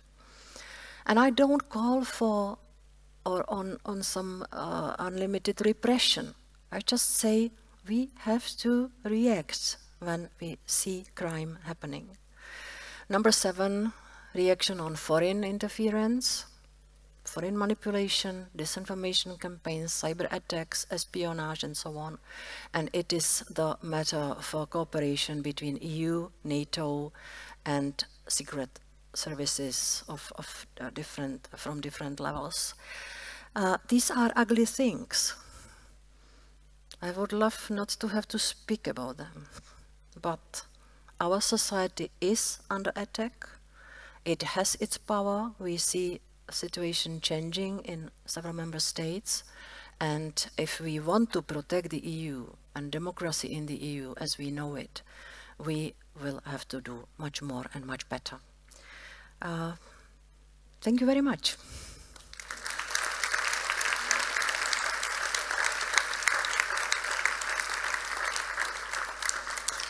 Thank you, Madam Commissioner.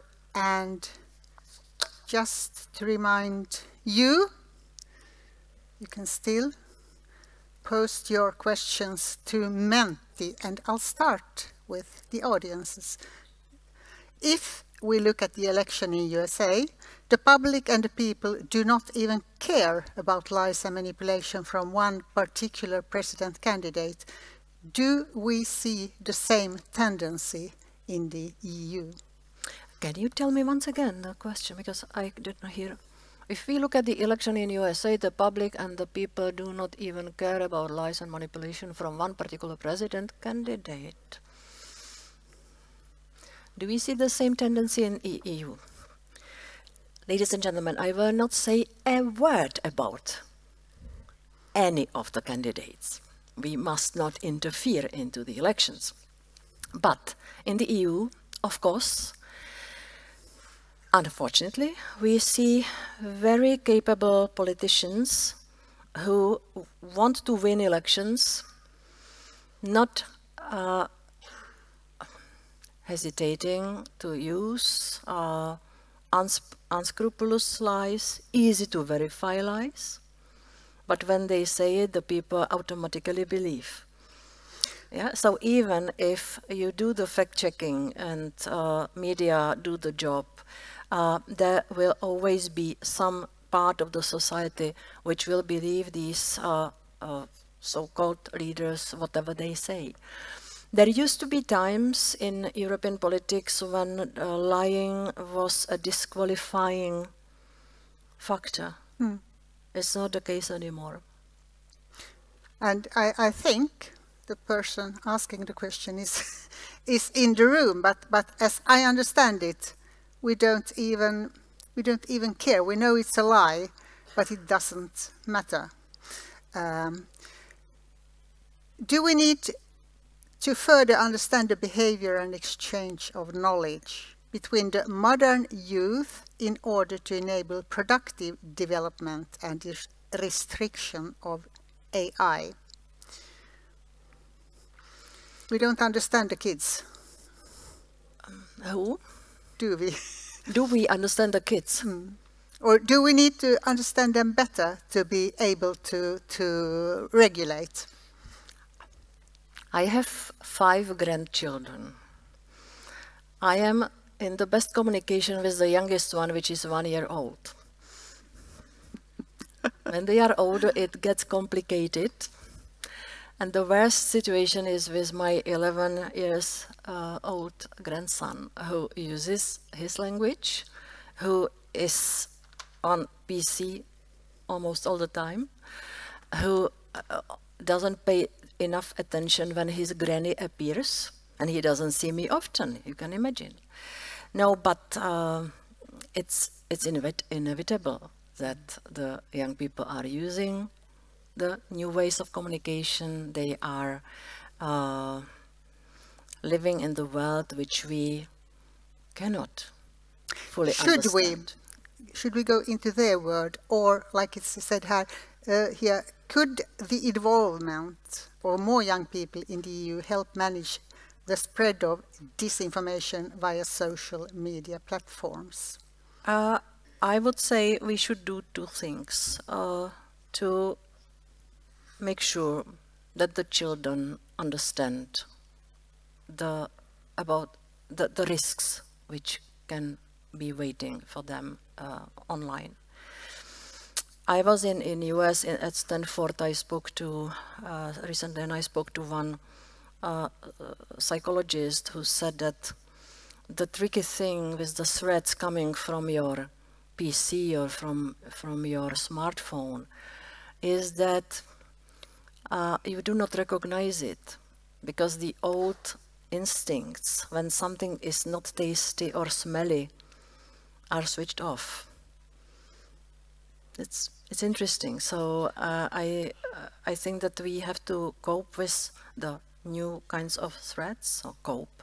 We have to address them by explaining the children what might be the real risks.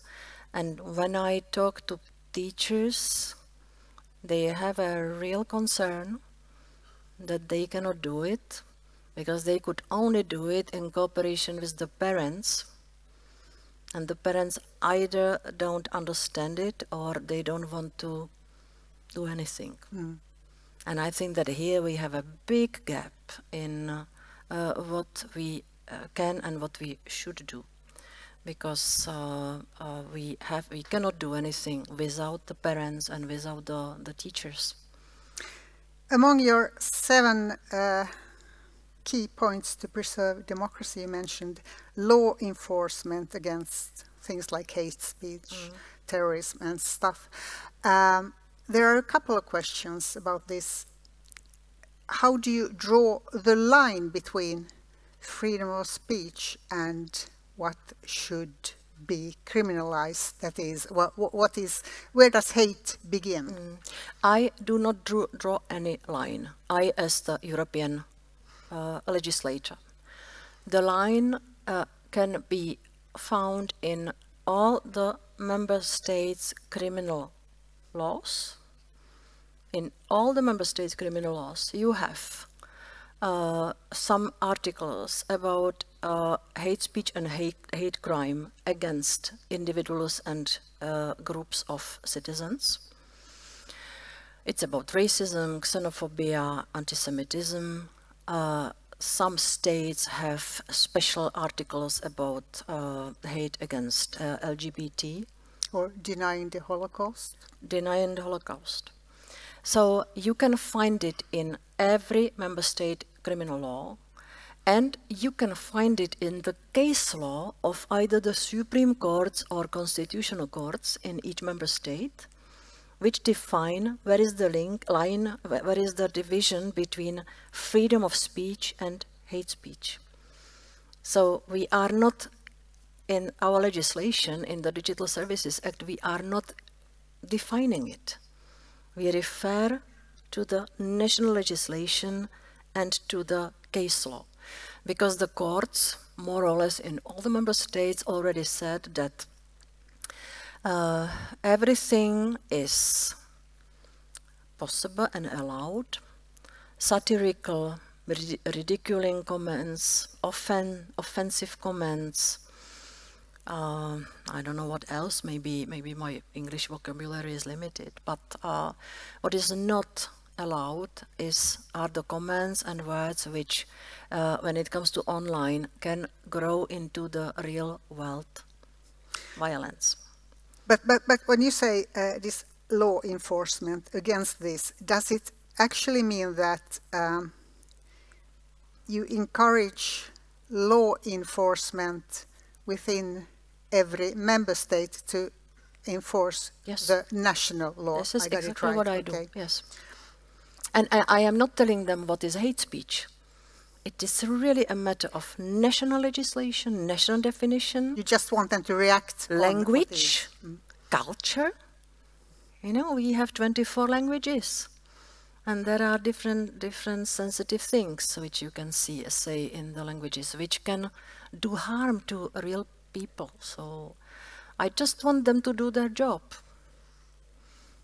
Because just imagine you have a house and somebody draws swastika on the house. The police rings your doorbell and asks you as an owner of the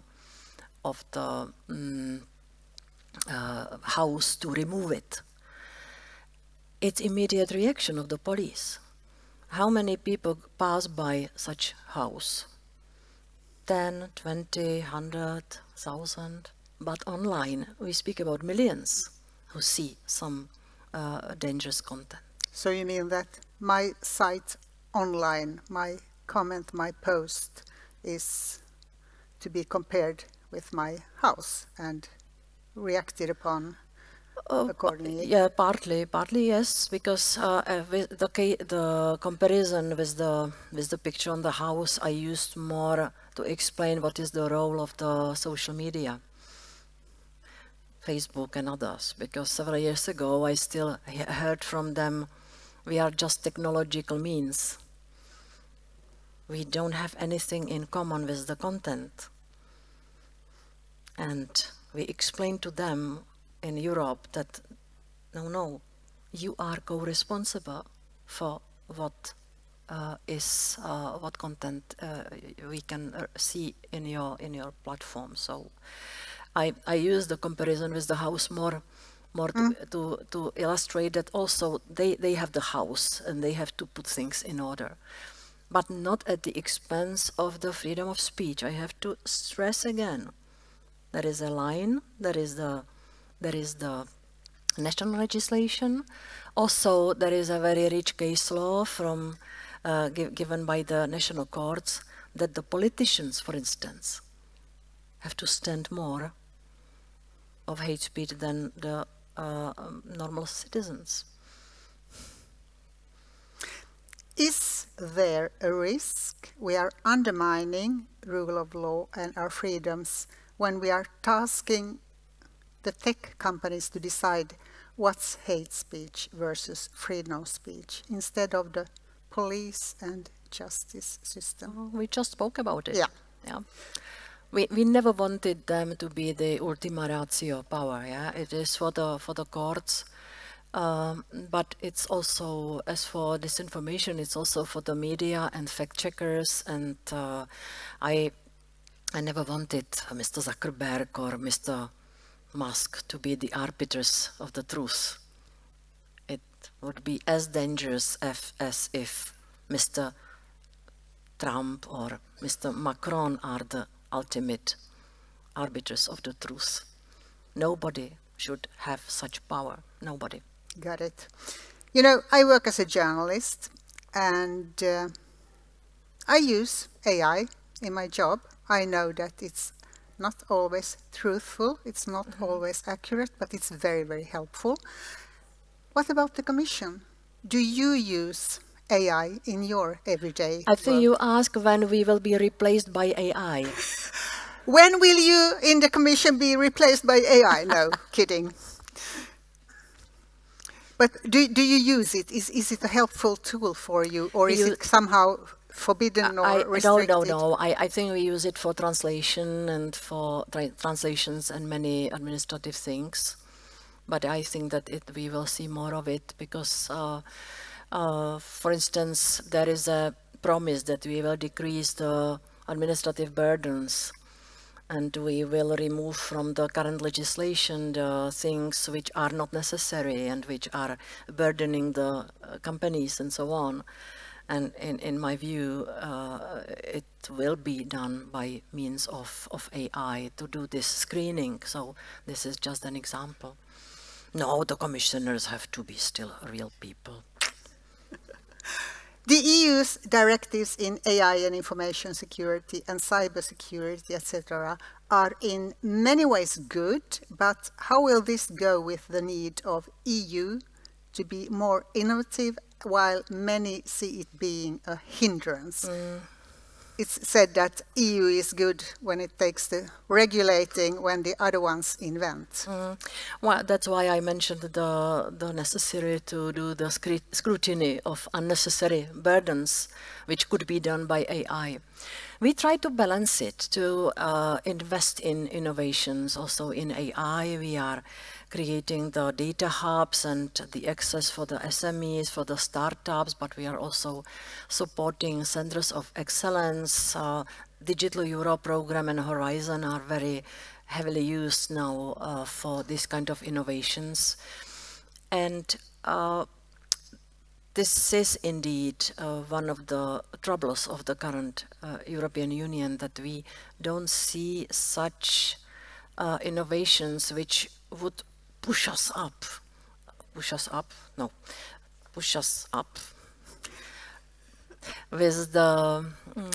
the technological competition worldwide. So there is money to be invested. There is money to be combined with private financing, which is also one of our pains in the EU.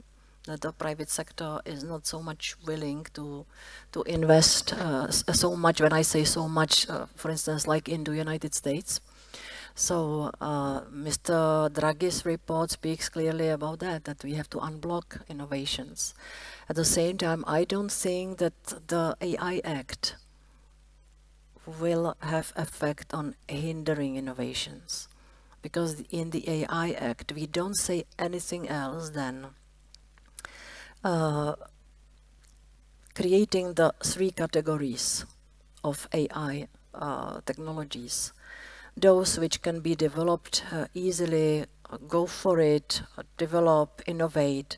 Then the risky part. For instance, we don't want social scoring and anything which might really do harm to the society. AI in justice system, for instance. AI in law enforcement, the facial recognition and biometrics. These are dangerous things, and we don't want them to be out of control So this is the category of the technologies or AI endeavors which we want to keep under control under the risk assessment. And then there is a prohibition of some technologies. And I mentioned already biometrics and facial recognition. Well, there are exemptions when you can use it, but only in case of missing children or the people with Alzheimer who got lost somewhere and so on. So I think that this is the common sense call, that we define the risky uses, not risky technologies, but risky uses of technologies, and call on proper check and risk assessment. And what we want is also, I think, something which the common sense tells us, that the tiger must not get out of the cage, that the new technology has to be under a human being's control at the beginning, over its life, so there should be always a chance to look into the algorithms, how they work. And the human beings should always have a chance to say, let's stop this madness. It is not beneficial for the people, it is getting to a very risky sphere, or it might have risky potential. Let's stop it. So everything we do is about protection of people, which does not mean that we at the same time hinder the innovative potential. Soon we will have a new commission. Maybe not. Are you sure? Maybe not tomorrow, maybe not next week, but till November, hopefully. Your colleague Ylva was on the stage this morning, and I asked her this. I give you the same question.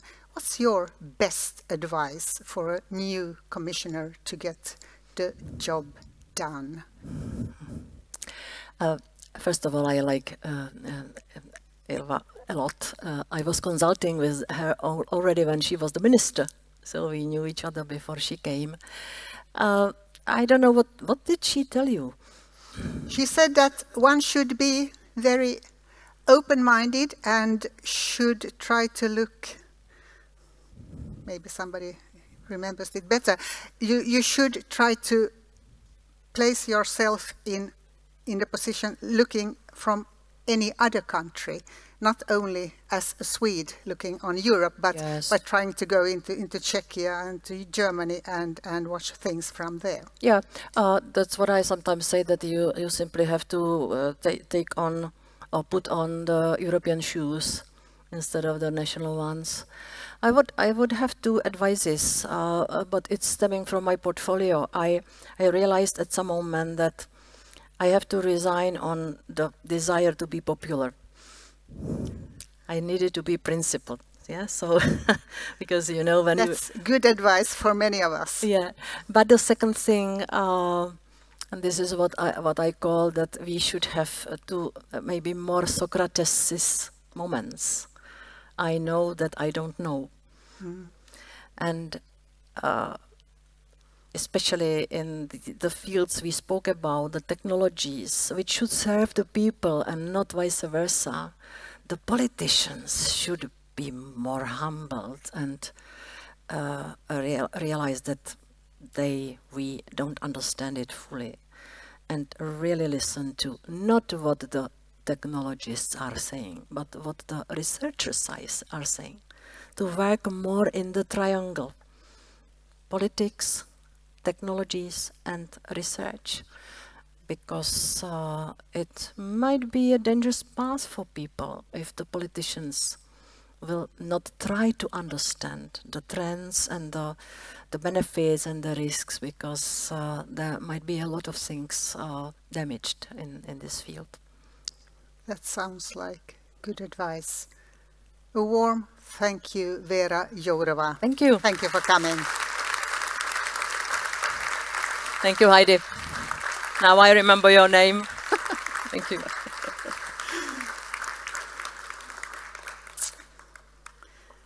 as promised, coffee break. Yippee, you know where you find your special food preferences.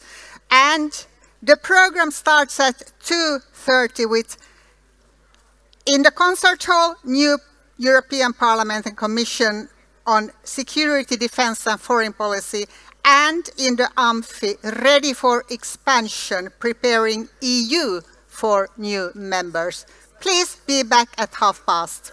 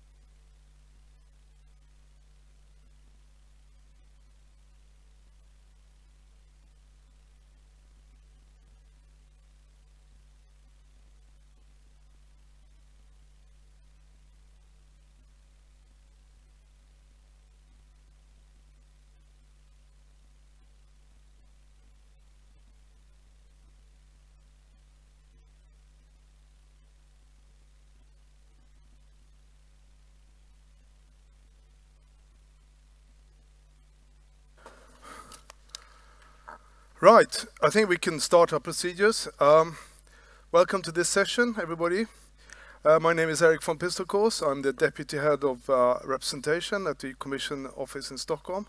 It's my pleasure to be moderator this afternoon to this extremely interesting and charged subject. And we have 45 minutes ahead of us, and we're going to divide it up more or less in the following way. So 30 minutes of presentations from us, and then 15 minutes for questions from the audience. So please prepare your questions. Right, you have the heading there, you see it, political priorities and the way forward, security, defense and foreign policy. In her speech in July, the President of the Commission was very forthcoming on these particular issues. She uses a new kind of language. There's a sense of urgency here when it comes to these issues. And there is a reason for that we're all aware of course. And she also, in the political guidelines themselves, not only the speech, which are 24 pages, 5.5 of these pages are on these issues. The chapter is it's called A New Era for European Defence and Security. So we're going to look at these issues this afternoon. It's going to be slightly backwards looking to get the context, but also importantly, what's in store for the future. With us to help us, to take us through, we have an eminent panel. 2 of us are present in the room, and a third one has just come up on the screen. And I'm going to briefly present the panelists and then pass the word over. Basically, a few words of how we're going to approach this. It's a sort of cascade format. So we're going to look at the big foreign policy aspect first, and then secondly on the security and defense, and then thirdly more on the national Swedish angle. So, Maria Strömvik, you are Deputy Director of the Center for European Studies in Lund. Thank you, welcome. Jani Taivalanta, you are the Deputy Head of Division at the External Action Service in Brussels. And Roger Djupsjö is Major and at the Defense College. So, with those words, over to you, Maria. Thank you. Thank you so much. I think this morning and earlier this afternoon, we've had a fantastic introduction to why it is important to discuss foreign security and defense policy, particularly. So I think, on the one hand, we don't have to dive into this in any depth about the world situation. We've heard much better versions than what we can do here anyway. But looking at the political guidelines of the new European Commission, although we do not really have a new European Commission yet, but we are assuming we will very soon have a European Commission. These are, of course, the guidelines that will, to some extent, small extent, large extent, you can debate that, steer what is going to go on in the next 2, 3, 5 years within the EU. So I think for that reason it is extremely interesting to look at them. It's important to try and analyze them and see where is it that the new Commission will be heading. But at the same time, when I read them and when I was asked to participate here, I had sort of 3 different types of reflections. So I thought I would first actually add a reflection how I read these political guidelines and the new sort of program from the new Commission. When I look back, I have been, since I was a student, which was a long time ago, I have been following EU foreign security and defense policy. And when I look at how the Commission is talking about these issues today, I have some reflections on actually how I see that this is part of a broader trend within the EU on who is actually setting the agenda, who is actually affecting what is being done in the EU. And then I'm going to go through very, very briefly some of the big global issues that are being picked up by the European Commission. And lastly, I will end with the 3 things I think are the most important issues, broadly speaking, in terms of foreign policy at the moment for the EU. So first, just on the Commission in itself, I couldn't help but reflect on the language that the Commission is using, or that von der Leyen is using in her document. Because if we think of how the EU is built up, there's actually three institutions that are going to be part here forming what is going to be the EU's global role. And it is the Commission, it is the Council that is made up of the Member States' governments, and it is the Parliament. And in the treaty and traditionally, the Commission hasn't really had any strong role or been allowed to have a strong role in terms of foreign security and defense policy. That has been the area that the member states wanted to keep. And when the member states started to cooperate on foreign policy, the Commission wasn't even invited to the meetings. So it has been sort of a change that the Commission is nowadays starting to talk more and more about foreign security and defense policy. And there's even examples that you could pull up from history where the Commission has started to talk about security and defense policy in ways that the member states were not prepared and in ways that they didn't really have the formal right to do, but where the Commission managed to push the member states into new directions or to do more in the area of security and defense. Thinking particularly of the European Defence Agency, for instance, which is one of these examples. Also, the whole financing mechanism that the EU has today, which is being used to channel both equipment and funds to Ukraine, the European Peace Facility. That was also the Commission that pushed this into being several years ago before it even became the European Peace Facility. So the Commission here, and I think that's one of the most interesting things with the new Commission, is starting to push its agenda onto the member states without having necessarily the formal mandate to do so. I think it's especially true and particularly interesting is in the defense area. Where in the EU so far, and I'm sure we'll talk more about this later on, the EU and NATO relation, the European Union has so far in history never really had any serious planning for territorial defense. That has been the one area where it has been assumed that this is what NATO is doing and the EU is not talking about it. But here, for the first time that I see it, the Commission is starting to talk about territorial defense as if it's something normal to think about, while the EU still has no serious measures to actually do this planning. And I find that extremely interesting. Maybe it's just the political scientist in me. But here we have sort of a body, an institution within the EU, pushing for things that hasn't really been agreed on yet by the member states. So I think that is super interesting to see, and in this respect we see von der Leyen talk about sort of European Defence Union projects that should focus on our biggest common and cross-border threats, things like that. The terminology is suggesting that now it's time to start talking even about territorial defence. So that's my one broad point, and again, maybe it's just the political scientist in me, but I find it extremely interesting that the Commission is starting to push here in areas where it hasn't really pushed before. There's also, so my second reflection is that if you then look at, broadly speaking, what EU is doing in relation to the rest of the world, it's of course a lot of things. But the ones that are being pulled up here are of course what is being seen now by the European Commission as the most pressing areas. And here the Commission again has no formal right to propose what should be done in EU foreign security and defence policy, but is still pushing and talking about a lot of areas that are either partly belonging to this area anyway, or that are sort of adjacent areas just bordering to foreign security and defence policy. And when it comes, for instance, to Europe's global role, which also gets some pages in the document, there certainly talks about sort of more talks than before about geostrategic rivalries, Europe as a geopolitical entity, the need to think strategically about Europe's place in the world. And that is also, it's not new, but it is being pulled up as a much more, it gets more space in the way the Commission is talking about the future here. There's talks about a new economic foreign policy. There's talks about strengthening the global gateway, to reform and strengthen the World Trade Organization. Those types of issues are getting sort of pulled up and get quite a prominent role. There's also a lot of discussions on strengthening various partnerships in the world. New strategic EU-India relationships works with Japan, Korea, New Zealand, Australia. New partnerships with Africa. There's discussions on new and deepened cooperation between the EU and Latin America and the Caribbean.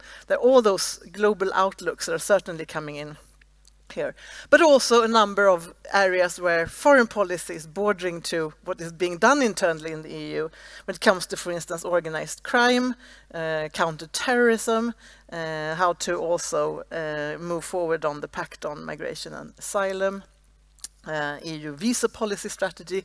There are lots of these areas that come together in the Commission's document in various ways, and where we will certainly see much more sort of new initiatives, and we will see a new pace. But lastly, if I have, do I have 2 more minutes? One. The 2.5 most important issues are also, of course, shining through. One which is really shining through, and that is, of course, the situation in Ukraine. And that is going to require EU measures on all kinds of areas, having to do not only with finance and economy, but also, of course, defense and so on. So that is one of the biggest issues that are going to obviously continue, and we already talked a lot about that today. The second big issue is not really mentioned at all. That is the big elephant in the room. And that is, of course, the relationship between the EU and Washington. And what is going to happen after the presidential election in the US. And that is not really talked about a lot explicitly, but it's there a lot implicitly. To what extent does Europe now have to start planning for a situation where the transatlantic relationship may not be as strong as it used to be? The sort of the contingency planning for that. It's certainly visible in the text, although it's never said out at all in the text. And last but not least, from my point of view, and what has been talked about very little from the Commission's new plan, but what von der Leyen really pulls up towards the end, is, of course, that Europe needs to play a leading role in reforming the international system. And for an entity like the EU, especially also for small countries like Sweden, having a functioning international system is sort of the basis for all of those other issues. So I think that is also worth mentioning, and I think that von der Leyen and the others should pull that up as being even more important. It is, of course, also, sadly enough, one of the most difficult issues to deal with. But having the EU affect the functioning of the international system, I think that is the most important thing that should be getting a lot of attention the next few years. Thank you. Thank you, Maria. Thank you. There was a lot there, a big list of issues that need to be looked at. Thanks for the overview. I liked the way that you picked up that the more assertive Commission, of course, as a Commission official, can only underline that. And thanks also for looking at the language and the more sort of almost esoteric aspects of her address. So I think we can now take one step down and then turn to Yanni. Yanni over there. I need to maybe move so you can see me. Hi Yanni, it's good to see you again. Glad that you managed to connect. We had problems the other day.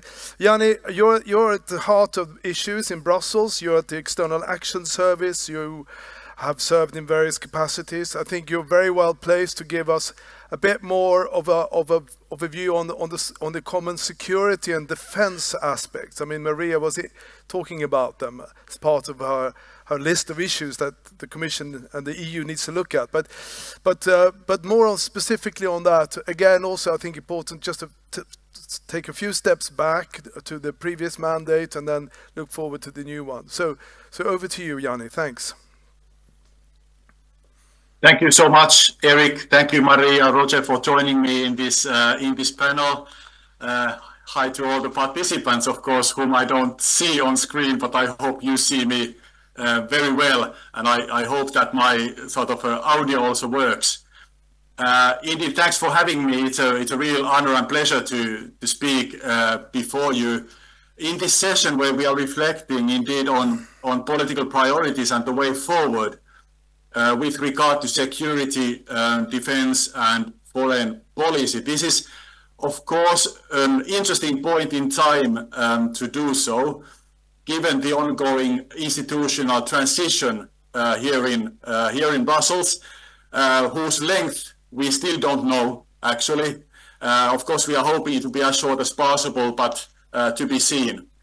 Now, indeed, Maria already covered quite a lot on the common foreign and security policy, so I will be focusing a bit more on the security and defense related matters, drawing essentially 4 lessons from the past years and then suggesting 4 priorities for the coming years or months for reflection. Of course, all subject to political clearance here in Brussels, but maybe I can anticipate something already now.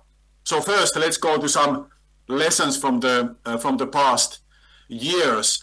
I think in this regard, and also what Maria said, it is quite difficult not to start with Russia's full-scale invasion against Ukraine in February 2022. It was truly a tectonic shift for Ukraine, for Europe, of course, and the European security. And I would argue that since then, the EU has not only demonstrated once again that it is able to make major leaps forward in times of crisis, but also to address many long-standing taboos like we saw previously with the COVID pandemic. And I could give you at least 4 concrete examples of progress made over the last 5 years in terms of security and defense. Now, to start with, again, coming back to Ukraine, for the first time ever, the EU has financed the delivery of military equipment to a country at war. Now, at the moment, the EU military support to Ukraine is more than 43 billion euros so far. This is unprecedented, and this counts both donations bilaterally by the member states and then collectively through the EU.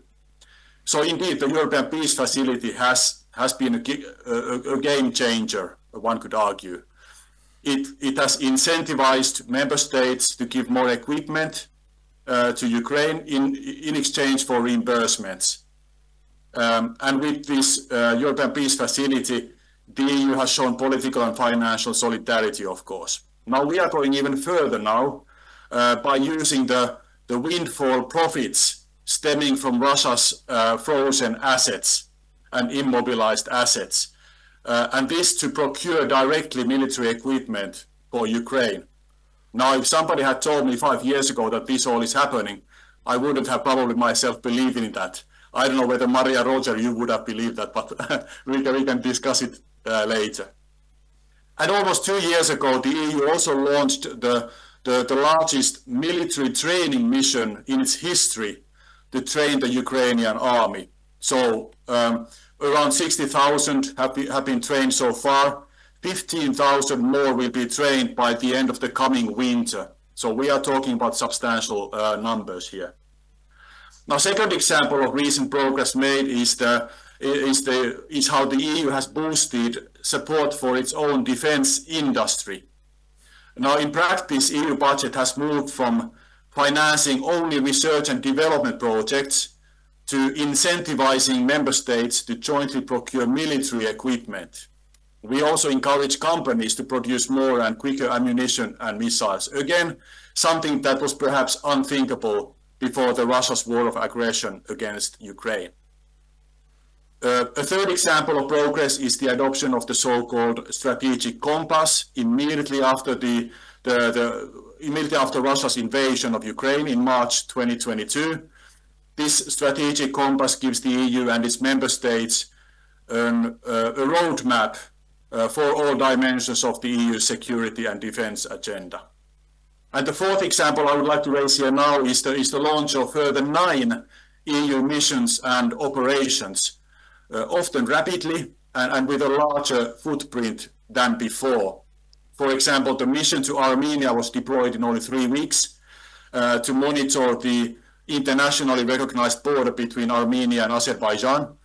And civilian missions are increasingly active in new security domains, as we do, for example, in Moldova on cybersecurity and hybrid threats. And there's also an increasing demand to deploy politically and operationally ambitious EU interventions. Let's think about, for example, the military operation Aspides in the Red Sea that protects vessels against attacks from Yemen and safeguards our interests and restores freedom of navigation. Here comes the but. though. Despite all this good progress in recent years, a lot still remains to be done. So we cannot speak about European sovereignty, European strategic responsibility, if you want, if we do not invest more on security and defense, and above all, if the member states do not cooperate more together. So we must do much more despite this good start, because Russia's war against Ukraine has shown that we were not war capable and defense ready, because the next US president, whoever wins the election in November, might continue to ask Europeans to share more the burden, and because our own security environment will remain very challenging. I tend to argue that we might not really have the choice. If we want to be a credible and efficient security provider in an increasingly dangerous and unpredictable world, we need to push for an ambitious EU agenda. Now, this leads to my second point. What are the priorities for the next months and years? Now, when we talk about European security, the top priority is to continue support to Ukraine. It's said many times that by investing in the security of Ukraine, we are investing in our own security. We know already what we have to do for Ukraine. That is to ensure long-term and sustainable military assistance to the country, meaning deliveries of more military equipment, ammunition and air defense systems, training, cooperation between European and Ukrainian defense industry, and so on. We have the roadmap, we have the tools to do all this, but whilst trying to do more, we of course have to maintain EU unity around all this, and it's not always so easy, to be perfectly honest. Second priority is to boost EU defense cooperation and European defense industry. I think there the problems are well known. Almost 30 years, or even more or less, I don't know, of underinvestments in defense and the fragmentation of the European defense market. Member states buy too often their military equipment alone and outside the European Union. So the objective is clear: to invest more, better, together, and in Europe. This of course requires a strong and responsive EU defense industry that is able to deliver fast and in sufficient quantities.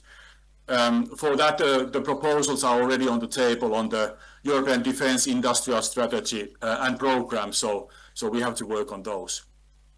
And also defense funding will most likely be one of the key issues at the white paper on European defense that will be presented within the first 100 days of the new College of Commissioners.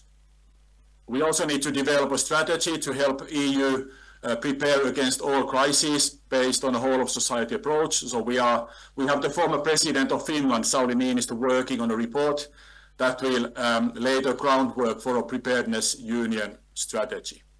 Now, on the third priority, I hope I still have a few minutes, Eric. Yeah. The third priority is to keep improving our ability to cope with the armed conflicts and crises in our neighborhood. We already have 22 CSDP missions and operations with 4,000 military and civilian staff in 3 continents. But we have to be more flexible and we have to adapt our support more quickly to the needs of our partners, and to ensure that these missions and operations have enough assets that originate from the member states. And in the horizon, we also have the EU rapid deployment capacity, which should be operational next year already. That means 5,000 soldiers could be rapidly deployed in response of crises. Let's say, for example, in an evacuation operation of EU citizens, or stabilization mission in a country that is close to the EU. And fourthly, and by no means the lowest priority, is to strengthen our relationship and partnerships with our partners, especially NATO, of course, where, I mean, the EU and NATO have currently 23 common members, if I'm not mistaken, so further improved cooperation is not only good logic, but also in our shared interest and to our mutual benefit. A strong European pillar in NATO is, of course, good for the EU and makes the alliance stronger. Since the start of the Russian war of aggression, EU and NATO have cooperated very, very closely. So NATO has focused on the collective defense, and EU has mobilized all the instruments to weaken Russia and support Ukraine. So it's imperative to continue this strategic partnership. But we also aim to develop the EU's network a bit wider, for example, by agreeing on security and defense partnerships. We've signed the first such partnerships with Moldova and Norway, and we aim to go more. These are some of the work strands that the next EU leadership could take forward. As Eric, you already mentioned, security and defense are key priorities in the political guidelines of Mrs. von der Leyen, but also in the strategic agenda agreed by EU leaders last June. And the work will be taken forward notably by the next High Representative, Vice President Kaja Kallas, all in good cooperation with the EU leaders and commissioners, including the new Commissioner for Defense, as well as the Commissioners for Enlargement and the Mediterranean. I hope I was not too long and not too boring. Thank you for your attention. Thank you, Yanni. Thank you very much. No, I mean, it's clear. You're almost getting applause already. But listen, no, it's obviously, I mean, there is so much to say about this subject. We have such a limited amount of time. We had to pick out some things here and there. But I mean, I picked up on a few words that you used, you know, dealing with the taboos, the game changer aspect, I mean, and then you listed, I mean, the whole versatile toolbox that we have at our disposal and how we have to use this a bit more. In concert in the future, partnership, key aspect there. All right, so now last but certainly not least in our panel's presentations, we have Roger Djupsjö from the Defense College. Roger, I believe you have some slides you want to show us as well, but also, you know, the Swedish, the more national perspective, and maybe a bit more on the, I think you're going to tell us a bit more about the nitty-gritty of the Defense Fund, how Sweden sees that, and the European Defense Industry Program, these various things that are in the making. And the single market for defense, do more together, do it better, these things, and it's certainly at the member state level that has to start as much as anywhere else. So Roger, over to you, and again, we've got 15 minutes left now, so we're eating into the question time, so you really have to formulate some very short and sharp questions for us to be able to have those at the end. Roger, the floor is yours. Thank you. 10 minutes is so short, but Indeed. I will do my best, of course.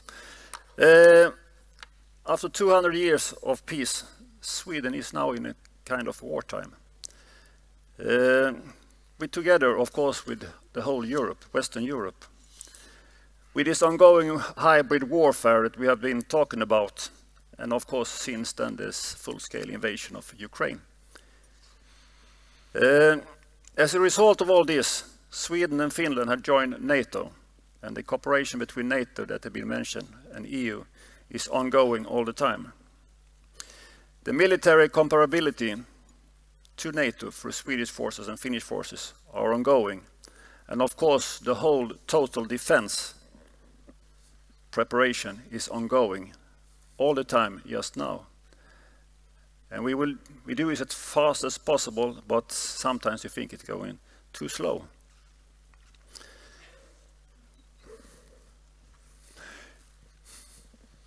Some points to be mentioned about this and our strategic situation in the Nordic countries. As you all know, Sweden is a big country, over 200 Swedish miles from the north to the south. Lot of territory to defend in the Nordic countries. But it's also a perfect place for logistic matters and for air and naval bases. Gotland is a special strategic point which is very important in our part of Europe. With its geographic place in the middle of the Baltic Sea, it's a very important place to be to have control over. And as you can see, Gotland is in the middle of the Baltic Sea, so it's also some kind of air force carrier, and it's also, of course, can be used for naval bases. And nowadays, when the Baltic and Finland is a part of NATO, of course, Gotland is more important than ever. The Baltic in and outlets, Sweden and Denmark, close to this place, is also, of course, a strategic, very important place. Because that is a place where you can be control over what's going into and out from the Baltic Sea. The Baltic Sea is our home yard, so the Swedish Naval and the Swedish Air Force have very good skills on this place in Europe, and that's also something we bring into NATO. The High North is also a very important issue. You know, the Russians have bases up in Murmansk area, and their Nordic fleet is deployed there. And from these places they can also go out and try to interrupt the transatlantic link between Europe and the United States. So for that reason, the Nordic is a very important strategic area also. And also in this area, the Nordic countries are expertise in the Arctic warfare, so we can bring it into NATO together. We and the other Nordic countries are responsible for the defense planning in our part of Europe. Nobody else is doing it. Of course, we can get help from other countries and so on in NATO, but we are responsible to plan this warfare together, or this planning for warfare together. So that's the issue that we are doing now. I was in Kiev last week, going around the streets in Kiev, and I have been to a lot of other Ukrainian cities also. And the life there daytimes is like if you go out here in Lund, no difference. The only thing that's a difference is that now and then the alarm alert goes on and you have to find a shelter to hide in. And in Ukraine you have an app where you can see the closest shelter, so you have always a possibility to know where it is. Do anybody here know where your closest shelter is here today? Can you tell me? Here. No, in the cellar. I have looked it up, but it hasn't been used for many years, and there are no signs how you should you should go down there to be there in a short time. In Kiev you have 4 minutes from the alarm to you must be in a shelter. That is something we will start talking about, and we must prepare us for also.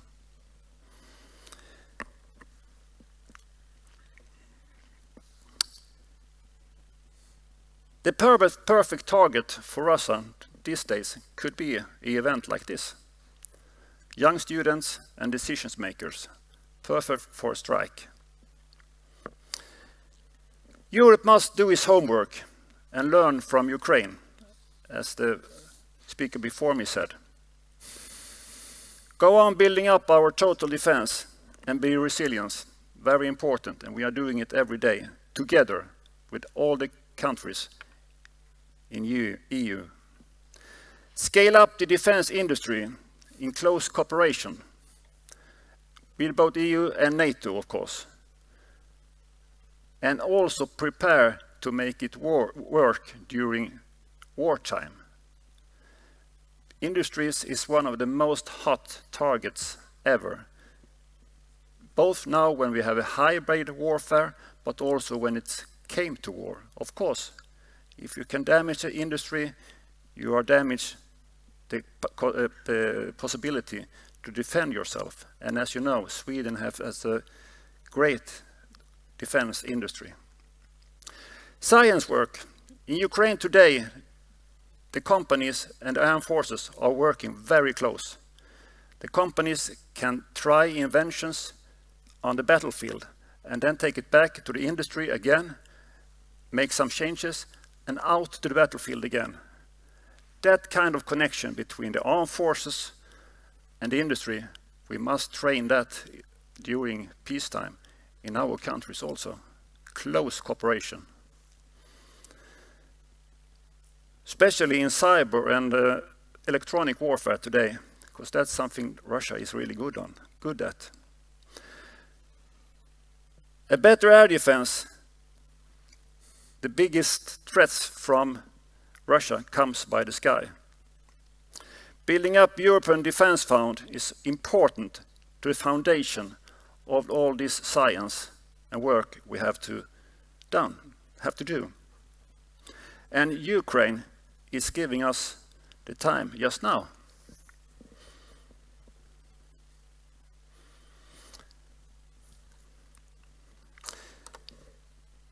Deterrence and resilience is two keys against Russia as an aggressor. And NATO and EU is prepared and strong will be the best way to force Russia to the negotiation table for a peaceful Europe in the future. This would, of course, with the Ukraine, who are belonging to EU and NATO as they have chosen by themselves.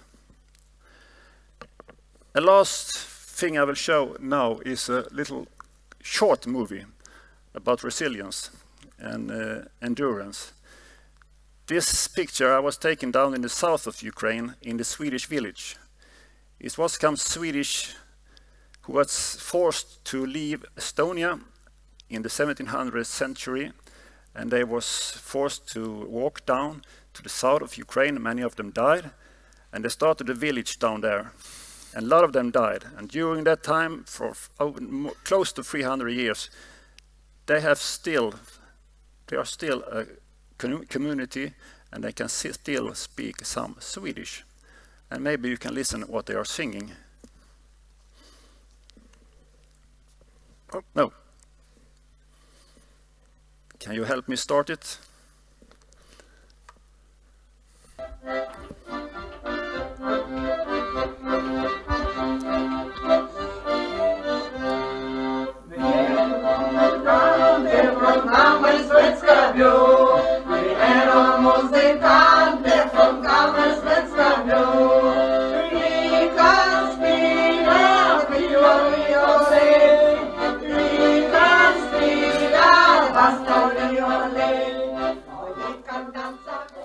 That's resilience. Thank you.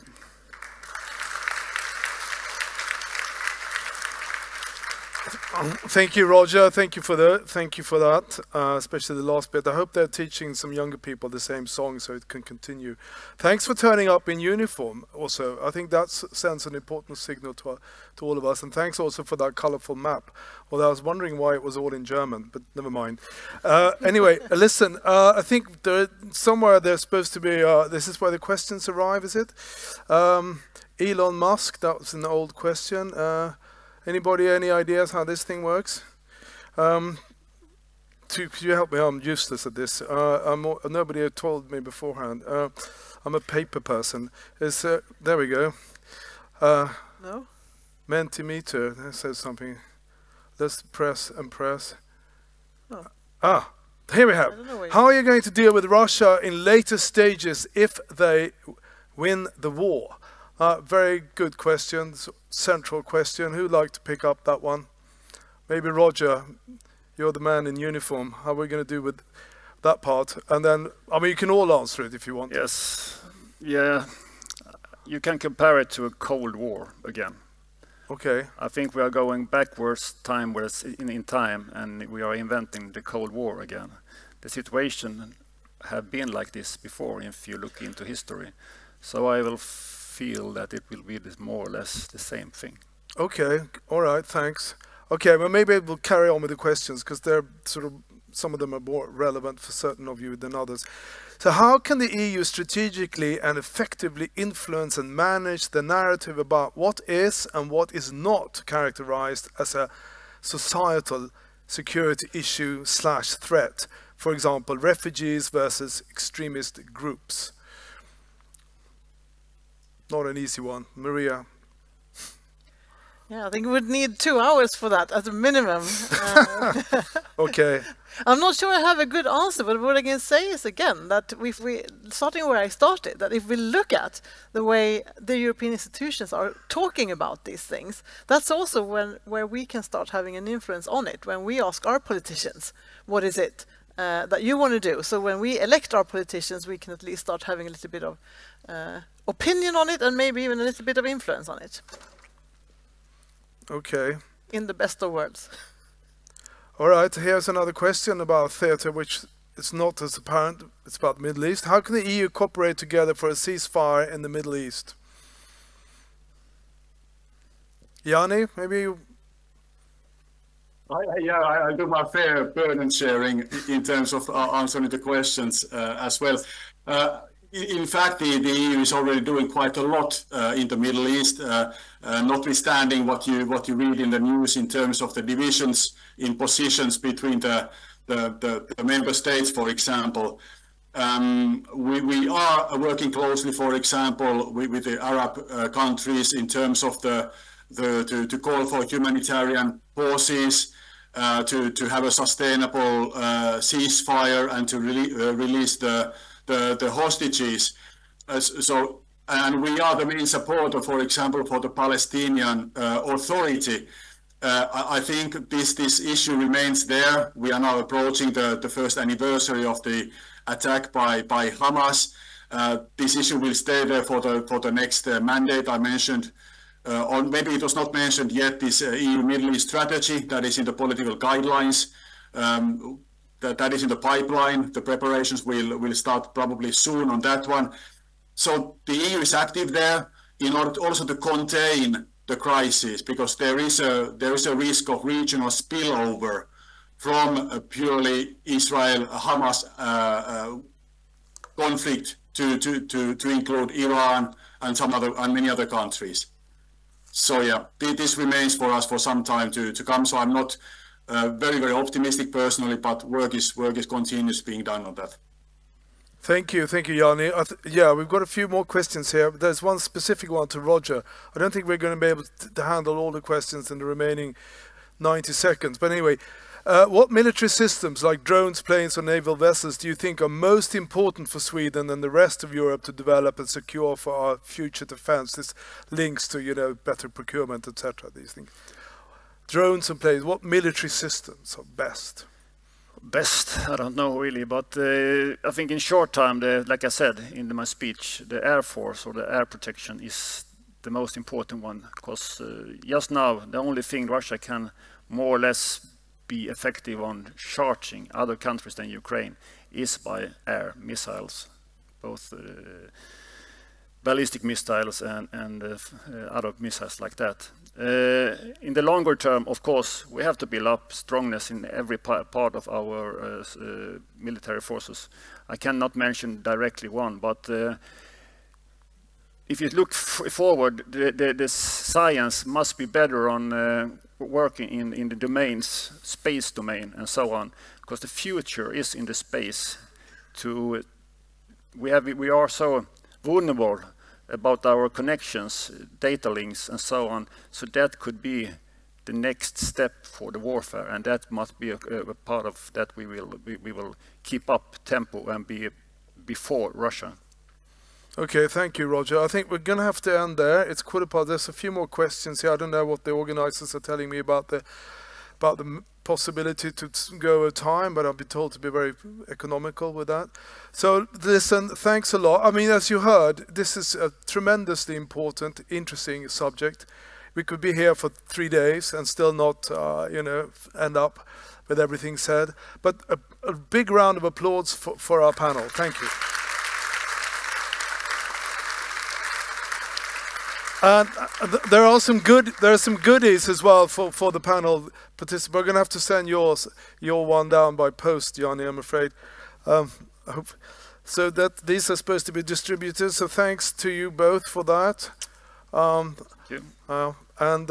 that ends this. And thank you very much for being able to take care of you. Thank you. Thanks.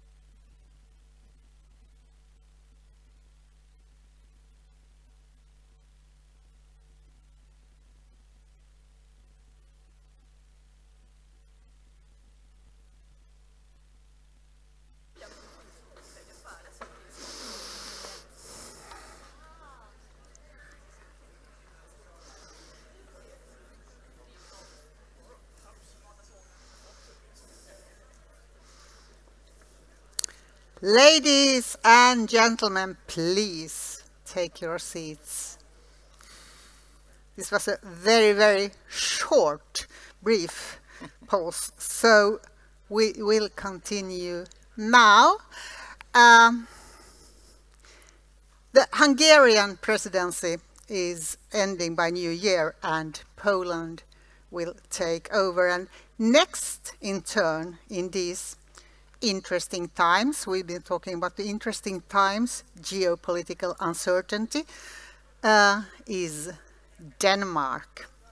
And here to give a glimpse of that, to focus on current geopolitical developments and how they are expected to influence the upcoming Danish EU presidency, we have Jonas Bering-Lisberg, a State Secretary for European Affairs and the Arctic of the Ministry of Foreign Affairs in Denmark. And Jonas has a long experience of international relations and politics. He's served in Beijing and has been both deputy and permanent representative at the Danish representation to the European Union in Brussels. Jonas, the floor is yours. Well, thank you. Thank you very much, and thank you for the invitation.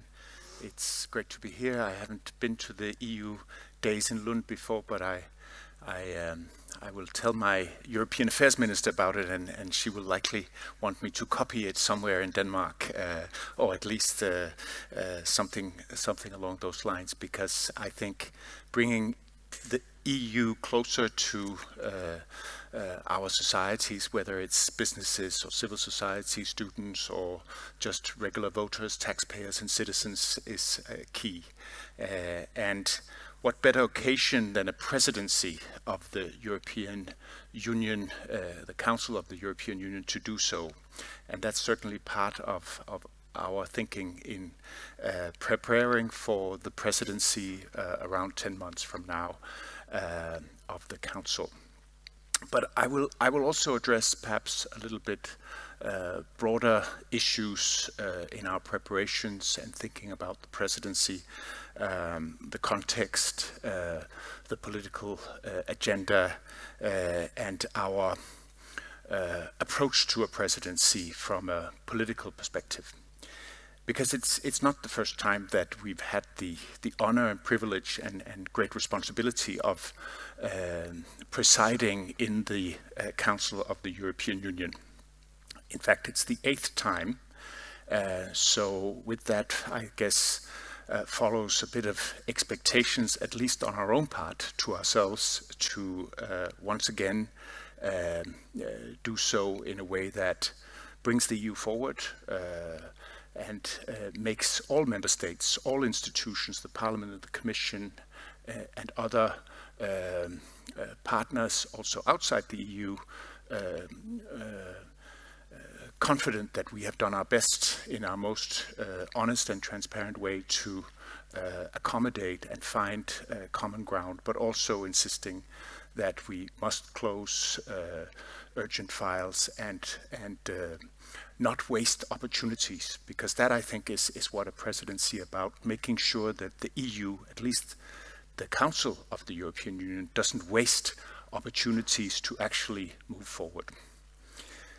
And that's what's so inspiring by, I think personally, about the presidency, that it's not a position of neutrality, but it's a position of impartiality and very much a servant of the EU for 6 months, showing also both that you can provide dynamism to whatever is on the agenda of the EU, that most member states, the European Parliament, the Commission are all united to try to solve, and also ensure continuity and observing along the way the rules of the game, both those that have been written down and those who are handed over from presidency to presidency.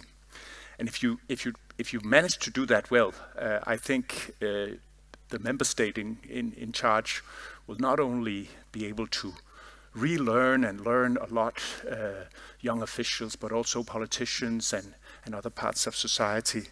But it will also be an investment, a saving in your own country's capital in the European Union for future negotiations.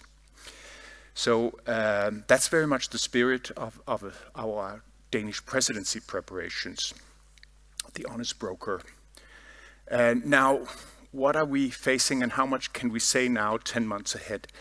It's still early days in a way, because we are waiting for the Commission to fall into place, and we're waiting for the Commission to publish its work program, which will define the first few semesters of the new Commission, starting with the Polish presidency and moving on to the Danish, and then the Cypriot, and then the Irish, etc. And I think that's important to note, that an incoming presidency at this stage will not be able, in any credible way at least, to be more specific, more certain in what will define the agenda of the presidency 10 months from now. And especially not when you don't have the work program yet. But I do think we are in a fortunate position, because we have consensus in the European Council among the leaders, the heads of state and government of the European Union, about a strategic agenda for the next 5 years, which is quite I think, a strong document. I can recommend reading it. Of course, it's a consensual text, so there are limits to how sharp it can be, but I think there are some important points to note in that document, the strategic agenda. Also, when you compare it to the one adopted 5 years ago. On the upside, I think there is a much stronger agreement on the focus of security. Security not just meaning defense, but certainly defense industry, also coming to the defense of Ukraine, but also broader security issues like preparedness, civil preparedness, so to speak, which I know Sweden is very good at, and we will draw inspiration also nationally from Sweden. I know the former Finnish presidency is preparing a big report on preparedness and so on. So security is definitely going to be I think a strong cross-cutting issue for the European Union agenda for the next 5 years, including during the Danish presidency. And we're fortunate that we finally got rid of our opt-out on defense cooperation, so we feel equipped to fully engage in defense cooperation within the EU. Of course, the chairing part of defense cooperation is now in the hands, according to the Lisbon Treaty, of the High Representative and the Vice President of the Commission, but as defense is much broader and security issues are much broader, of course the rotating presidency will also be involved. A second part that's very stark also compared to the previous strategic agenda of the leaders is of course competitiveness. And that is not just about export and growth and jobs, which is all of that is important, but it's also part of the geopolitical competition for resources in technology, market opportunities, alliances, partners, etc. And the competitiveness agenda is also about the green and digital transition. The green transition and the climate issue was, of course, much more prominent 5 years ago, but it has survived in the guise of clean industrial policy.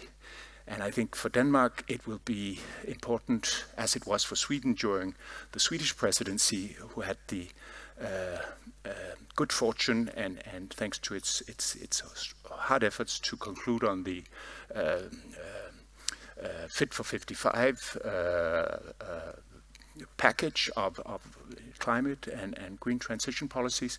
I think we will also make our best to show that there is no contradiction, there does not have to be a contradiction between climate policies, green transition, biodiversity, circular economy, and the agenda of competitiveness, as well as the agenda of security, because making the transition to renewable energy, as an example, will of course also make us less dependent on foreign supplies, etc. I've touched on the issue of geopolitics. That's not a new subject, but of course it's much more prominent in the strategic agenda of the next 5 years. Already von der Leyen, in her first mandate, said that the Commission will be a geopolitical commission. It was quite an example of foresight on her part, since I don't think even she could have imagined how geopolitical the context would be, and how much in demand geopolitical capacity to act was going to be for the European Union.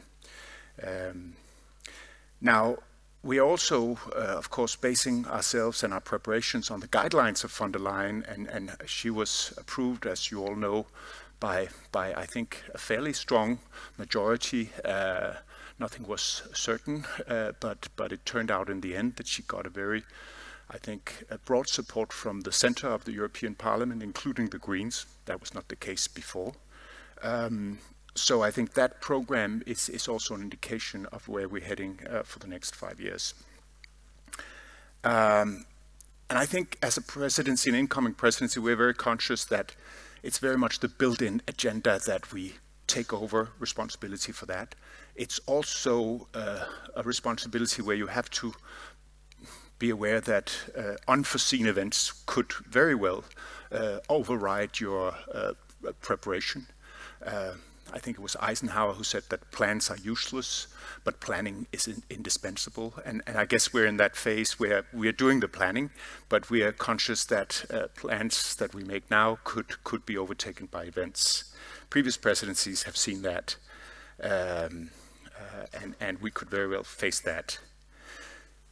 And finally, I think the presidency is still a chance for a country to inspire and share specific outlooks and priorities, as long as it's done in a European way. And we're very much preparing to do that, as presidents before us have done.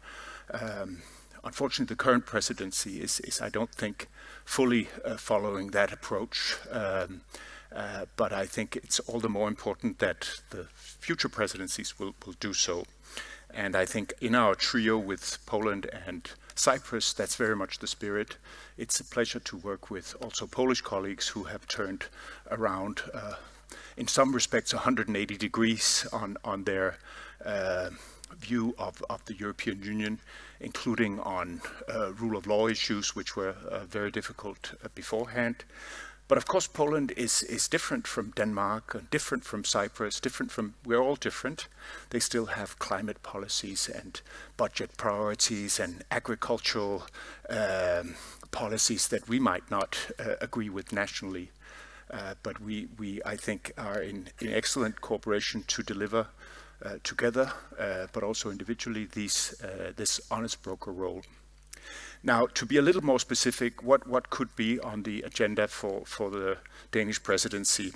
Of course, Ukraine and all of these items that I will mention, I think, fit into the overall headlines of security, competitiveness, and geopolitics.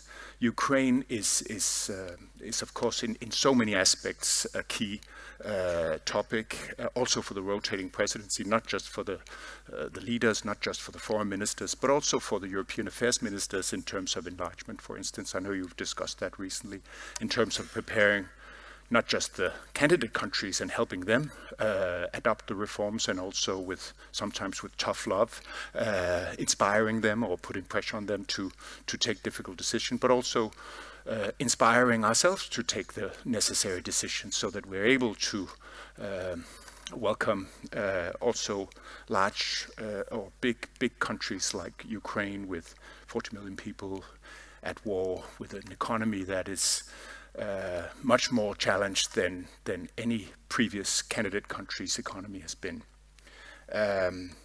All of that, I think, is possible to make progress on, both during the Polish and the Danish presidency. But of course, it requires unanimity, it requires consensus, and one or two member states are not as I think, enthusiastic or insisting that we make progress on this, and this will of course be a challenge for the presidency, but also other institutions, to make sure that we overcome those obstacles. Migration is another issue. We don't feel it so much in Denmark. We are a bit in a different situation compared to many other member states. We didn't have a anti-EU populist movement gaining seats during the EP elections, for instance, in June. Our numbers are fairly low, but we are working closely with, I think, a very broad group of member states, including Sweden, on how to come up with new ways to build on the migration agenda on top of the pact that was agreed first in the Council during the Swedish presidency and then with the European Parliament also during the Spanish presidency. When you see the numbers in some EU countries, and it's not just the countries on the external border, we're almost back, in some cases, beyond the numbers of 2015 and 2016. So that's, I think, definitely also going to figure prominently during our presidency. We talked about climate and green transition. I think we will have to show that it is not a question of either or. Competition, competitiveness, and security, but climate and biodiversity, circular economy as something that can enhance our chances of standing a chance in the global competition, etc. That brings me to the topic of trade and partnerships with third countries, the geopolitical role of the EU. Also here we are faced with some a minority of member states reluctant about agreeing on new free trade agreements, even if I think the case for doing more on trade has never been stronger in geopolitical terms. The popular sentiment is perhaps in many countries, including some of the countries that were very pro-free trade just a few years back, now has dampened. And it's not just about sustainability, I think it's also about other factors. Then there's the 7-year budget, the MFF, the multi-annual financial framework, which is supposed to be presented by the 1st of July next year. And we hope that the time plan will hold up and that we will be able to start very long and difficult negotiations on not just the size of the EU budget for the next 7 years, but also the allocation on various areas of priorities.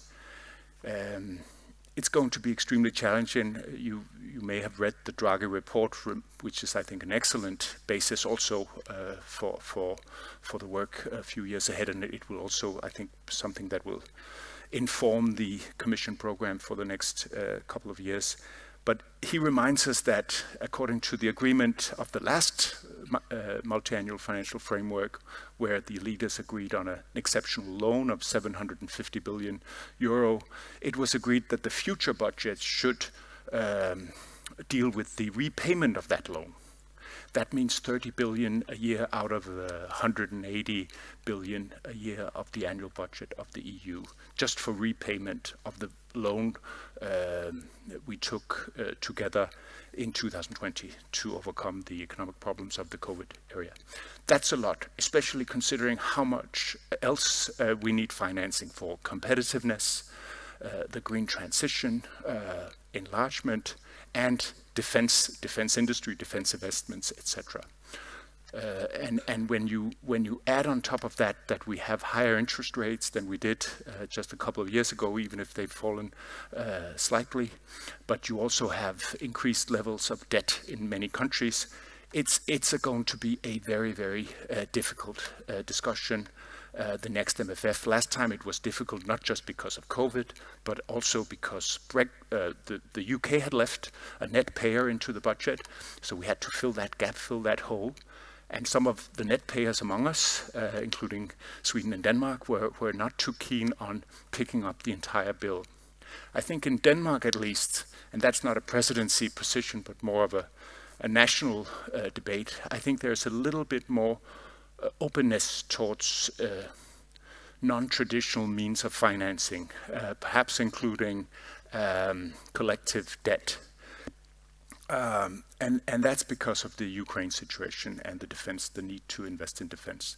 Nothing's been decided, and I think it's still very much the position that before we look at new collective debt, we need to reprioritize the current budget and the current policies.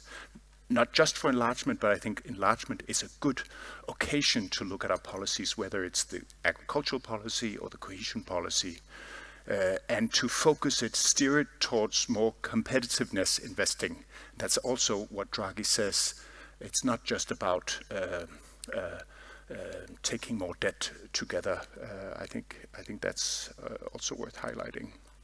Now, just to end off, I think we are facing a terrifically challenging context. I think any presidency feels that way, but I think with the elections in the US and the increasing competition, strategic competition between the US and China, with the uncertainty about governments in France, in elections in Germany, I think we have our plate full with, of course, I haven't even mentioned the Middle East.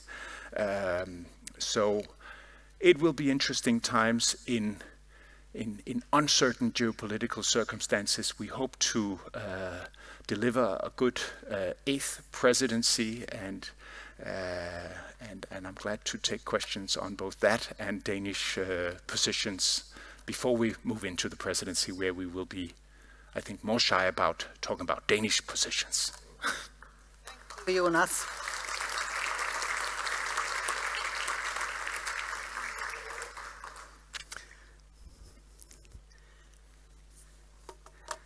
Let's start in the US. Yeah.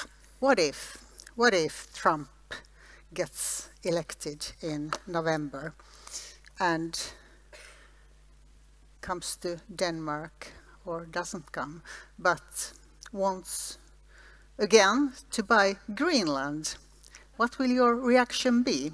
Well, have you thought about this since last time? Well, it's not going to form part of our presidency preparations, that's for sure. But I think he got a very clear answer last time around, that Greenland was open for business but not for sale. And I think we will work with any president. We're in the U.S. democratically elected, and I heard a former Spanish foreign minister the other day say that Trump isn't the problem and Harris isn't the solution, in the sense that many of the challenges we face in our transatlantic relationship will be there regardless of who wins the elections. The more structural issues, that the US will pay more attention to the Indo-Pacific, the China-US strategic competition will dominate American politics and economy for a long time.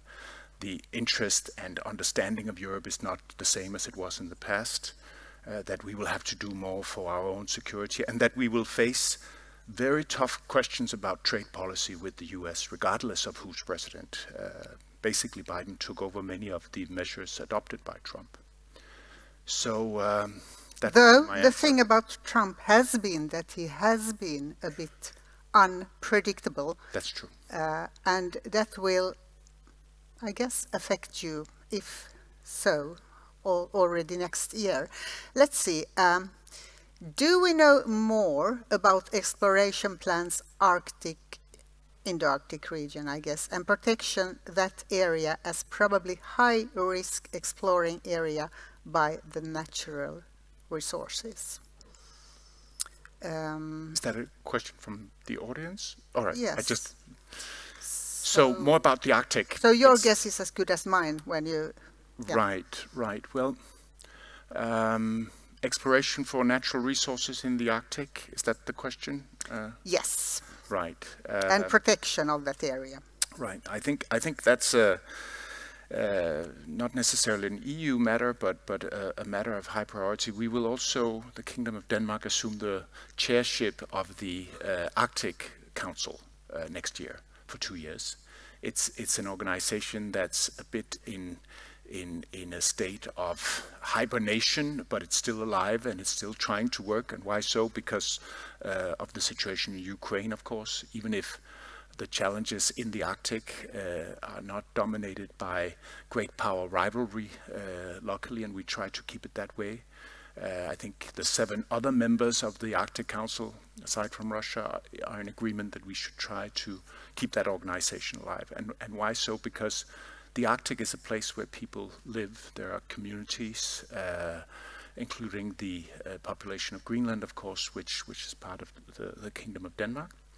And they're entitled to not just a clean environment and safe surroundings where great powers act according to international rules. That's all important, but they're also entitled to economic development. And that's why I think it's very much in the hands of the local communities also to decide what kinds of exploration of natural resources are compatible with the need to protect the environment. We're not talking about the Antarctic here, we're talking about a place where people live. And for Greenland, this aspect of the right to economic development is very important. They have their own discussions, they are autonomous in this field on whether to extract uranium, for instance, and whether to drill in the sea and so on. I think we're very mindful of that local autonomy. Thank you. What would you say are the main values of the Danish perspective that the EU can benefit from? Well, I think in all modesty, I think Denmark, like other Nordic countries, are respected for our transparency and openness and impartiality, also our sense of sound economic policies, and in the end also the ability and willingness to find compromises and do so in a European way. And I think those are the kind of values that we bring into the presidency, if that's the question. When Sweden was in presidency last time, it all started up in the north when Hungary took over this summer. Viktor Orban started traveling to various countries. What will be, you have mentioned stuff like security, competitiveness, climate, migration, and things that we all understand will be on the table. What will be your speciality? Where will you travel? What will you change? Well, you can learn a lot from past presidencies, both in terms of what to do and what not to do. And I think one of the important things is to not announce big plans or priorities too far ahead of your own responsibility. I think the presidency, when we're 1 or 2 weeks ahead of taking over by the 1st of July, I think we will be more specific. We're able to be more specific, and we should also at that point know more about where things stand. And I think you're right if you're sort of trying to get me to say that the presidency should have some sort of ambition. It's not just a big headline, at least. A master of ceremonies. It's something that also should deliver a bit of dynamism, but in a European way, not on a national agenda. And that's the art of the presidency in a way. And once we get closer, I think it will be clearer where we can maybe bring something extra to the table.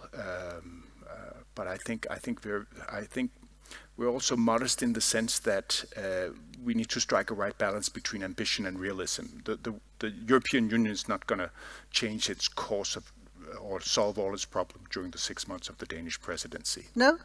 Okay. Fortunately not. Among those 8 you mentioned, you've been had the presidency for 8 times. Could you mention some success or something that really changed things? Well, I'm afraid I could, and it will only make our next presidency even perhaps more mundane and not too extraordinary, because we've had the good luck that two of our presidencies in recent time fell at times when we took some very important decisions on enlargement.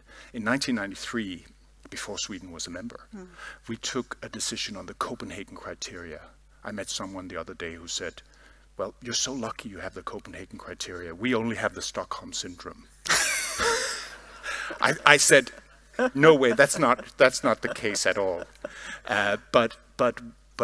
But we got agreement on the Copenhagen criteria in 1993, and they're still very much the basis of enlargement. Very much alive and it's easy about, to relate it's to. of course about politics and economy and adopting the acquis, but it's also about values, about rule of law, democracy, and it's about absorption capacity. There is a criteria in that text from 1993 which talks about that the EU should also be ready. Even if a country is ready on its own merits, the EU also has to be able to absorb that country and not to endanger its cohesion and capacity to act. That's why we have homework also. The second example I would give would be in 2002 when our presidency at the time managed to find agreement on the enlargement, the Big Bang enlargement of 10 countries joining the European Union by, it became the 1st of May 2004 when all the treaties had been signed and so on. But the political agreement was secured during that presidency. That was a big success, and we were very proud of that. Things have also changed since then. We have a new treaty where the foreign ministers and the heads of state and government, their meetings are presided over by someone who is permanent, and which I think is a good invention in many ways. So our presidency in 2012 was perhaps less, it was more difficult to identify one or two single issues that we managed to deal, but our ethos at the time and what we agreed to do, because back then the EU was also in a crisis, more of an economic crisis, was to show that the EU works, that we are able to make things work despite the threats against the euro, etc. And I think we were successful in that. Thank you. Back to the Arctic. Please let us know about the Danish position on the North Atlantic, Greenland and Faroe Island in this geopolitical panorama. Well, I think the full-scale invasion of Ukraine by Russia has also made the Greenland and the Faroe Islands become much more aware of their dependence on the security architecture of Europe and the transatlantic cooperation. And just by example, they decided to fully align with the sanctions of the European Union because they were not, in all respects, on the same line, because they're not part of the EU, but they are now following the EU sanctions against Russia. The Faroe Islands, for instance, who exported a lot of fish to Russia, has cut that down to a minimum. And so I think their outlook is very much the same as the rest of our outlook. And in that sense, it has integrated the North Atlantic more, also with Iceland, by the way, which is not part of Denmark. I accept that. But I think they have also become much more active in the NATO context. And in this geopolitical situation, all the Arctic are on the agenda. Will the Arctic linked to climate change and security be a priority of the Danish presidency? I think there are various Arctic dimensions of European policies, such as the quest for resources, minerals. I think there's some promising areas of cooperation between the EU and Greenland in that field. The EU-Commission just opened an office in Nuuk in Greenland. And something that's not very well known, that the EU is in fact a much stronger supporter financially of Greenland than the US, for instance, which has a military base in Greenland. So that's one area where I could see, but that's not specifically related to the Danish presidency. Of course, as Danes, we do our best to support Greenland in its efforts to link up closer to the EU, whether it's trade or fisheries or minerals or other areas. But of course, we also have to manage the fact that we're part of the EU. So in certain policy areas like fisheries, we're on opposite ends of Greenland. We belong to two unions, you could say, the European Union and the Danish Union. And how do you handle that? With difficulty from time to time and delicacy. I see. This is not about your presidency, but I'm curious to know. You mentioned the Draghi report. Yeah. How was it received in Denmark? How has the discussion gone since last week? I think, well, it's not been on the headline of every newspaper and not here either, TV program, because it's too complicated, maybe, or but too long. It also. But I think the reception has been extremely positive. I think. Of course, there's been debate about this idea of Draghi to invest more together and take up more loans together, collective debt. Are you only focusing on? I mean, the media. That's a lot. The media tends to focus only on that because okay. that's where the conflict, so controversy is. But I think there are so many other elements that have been picked up by both the business organizations, whether it's in green energy or industry or services, etc., such as, for instance, reducing administrative burdens, which is also part of Draghi's assessment that to increase our competitiveness, we also need to reduce reporting obligations in EU legislation and all of that. I think that's a high priority for Danish businesses. But also his focus on energy and the green transition was, I think, very positively received, that he was exactly making the point that there's no contradiction between competitiveness and green transition. I think also his focus on looking at alternatives to public financing, taxpayer financing, mobilizing private capital by creating a capital market in the European Union that can compete better with the US, so that new startups, new tech companies in Europe don't immediately go to San Francisco to get their financing and so on. So I think, broadly speaking, there was a very positive reception of his report in Denmark. Maybe there are more reactions to come in Sweden too. I think we had two editorials, two leaders, Dagens Industri and my paper. Yeah. We're the only one interested. Were they positive about his analysis? Yeah. Yes, okay. We were. Well, the Danish newspapers were also generally quite positive. And then, last but not least, an interesting question from the audience. When will Denmark join the euro? When Sweden does. It is. I know you're discussing so. it, but I can't give you an answer to that. But I have to report that the debate about that is almost non-existent in Denmark. We, unlike you, have a tied currency to the euro, and I think that has suited us quite well.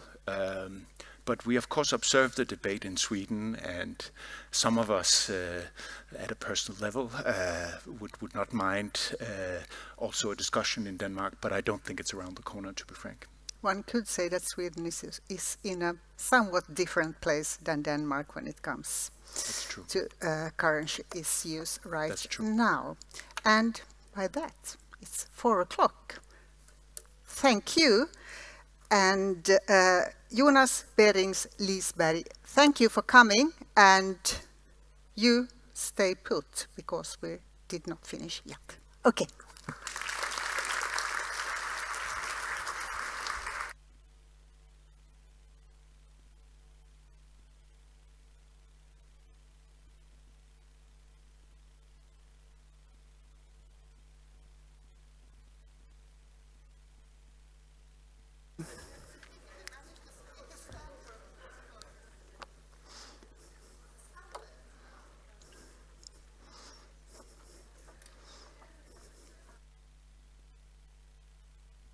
I think we will kick off immediately because you're all getting tired. So am I, and so are our speakers, especially Jonas, who's been standing here already for 40 minutes or something. But we just want to together round this day up. I mean, it has been an intense and full day. We have had really a high-level day. We have had 2 commissioners on stage, and I think, I don't know if I was the only one, but I felt quite touched and emotional about Ylva Johansson's speech, where she really went into all the issues that also, I mean, has been on her table, but she hasn't really felt that she had she hasn't been able to go the whole way, like, for example, child abuse and also the drug situation. So that's something that I take with me, at least, that we still have a lot to do, because she also, of course, concluded that this is nothing that one country can do on its own. So it's clearly issues that we need to continue to work on together, even if they are extremely difficult to even approach. And we also had Commissioner Jourová, who talked about democracy and AI and etc., which are also up-and-coming issues that we will come back to on over and over again in the coming month and years in this mandate. But a part of that, we have covered the euro, we have covered security issues, we have covered competitiveness and Ukraine and trade and geopolitics and EU careers. I don't know what you're going to do tomorrow, because it feels like we have already covered the full ground. But we will be back tomorrow, so no. You please come back also tomorrow. But I can't expect both of you to. You haven't been here all day and listened to everything, but I still would like your help to wrap up a bit. I think something you said, Jonas, just now in your exposé, that the presidency is about not wasting opportunities to move forward. I think that was one of the best explanations of what a presidency is that I've heard in a long time. So I think this is something also to bring with us, that we are moving forward. We are going towards a new commission mandate, and we will have a lot of issues still to deal with. So I have with me, because I was talking now also to make sure that Anders got his microphone on and to keep you going, to warm you up. I have with me, of course, Jonas Bering-Lisberg, who you have seen, and also Anders Anlid from in English it's called the National Board of Trade. So, so very welcome, and to help me wrap this up and to draw some conclusions of today, or also maybe move into some of your common areas that we can also embark on. But maybe just shortly, do you have some main takeaways from this day, Anders? May I start? I have 3. Yes, please. First of all, and Annika, I think you started it in your first intervention when you said that we are the European Union. And you, Jonas, said it's important to bring the EU home. And I think that is one of the important takeaways from EU days like this, that it increases hopefully the understanding that we are the European Union. And we talk about our different levels in government, local, regional and national, but the EU level is as important, if not more.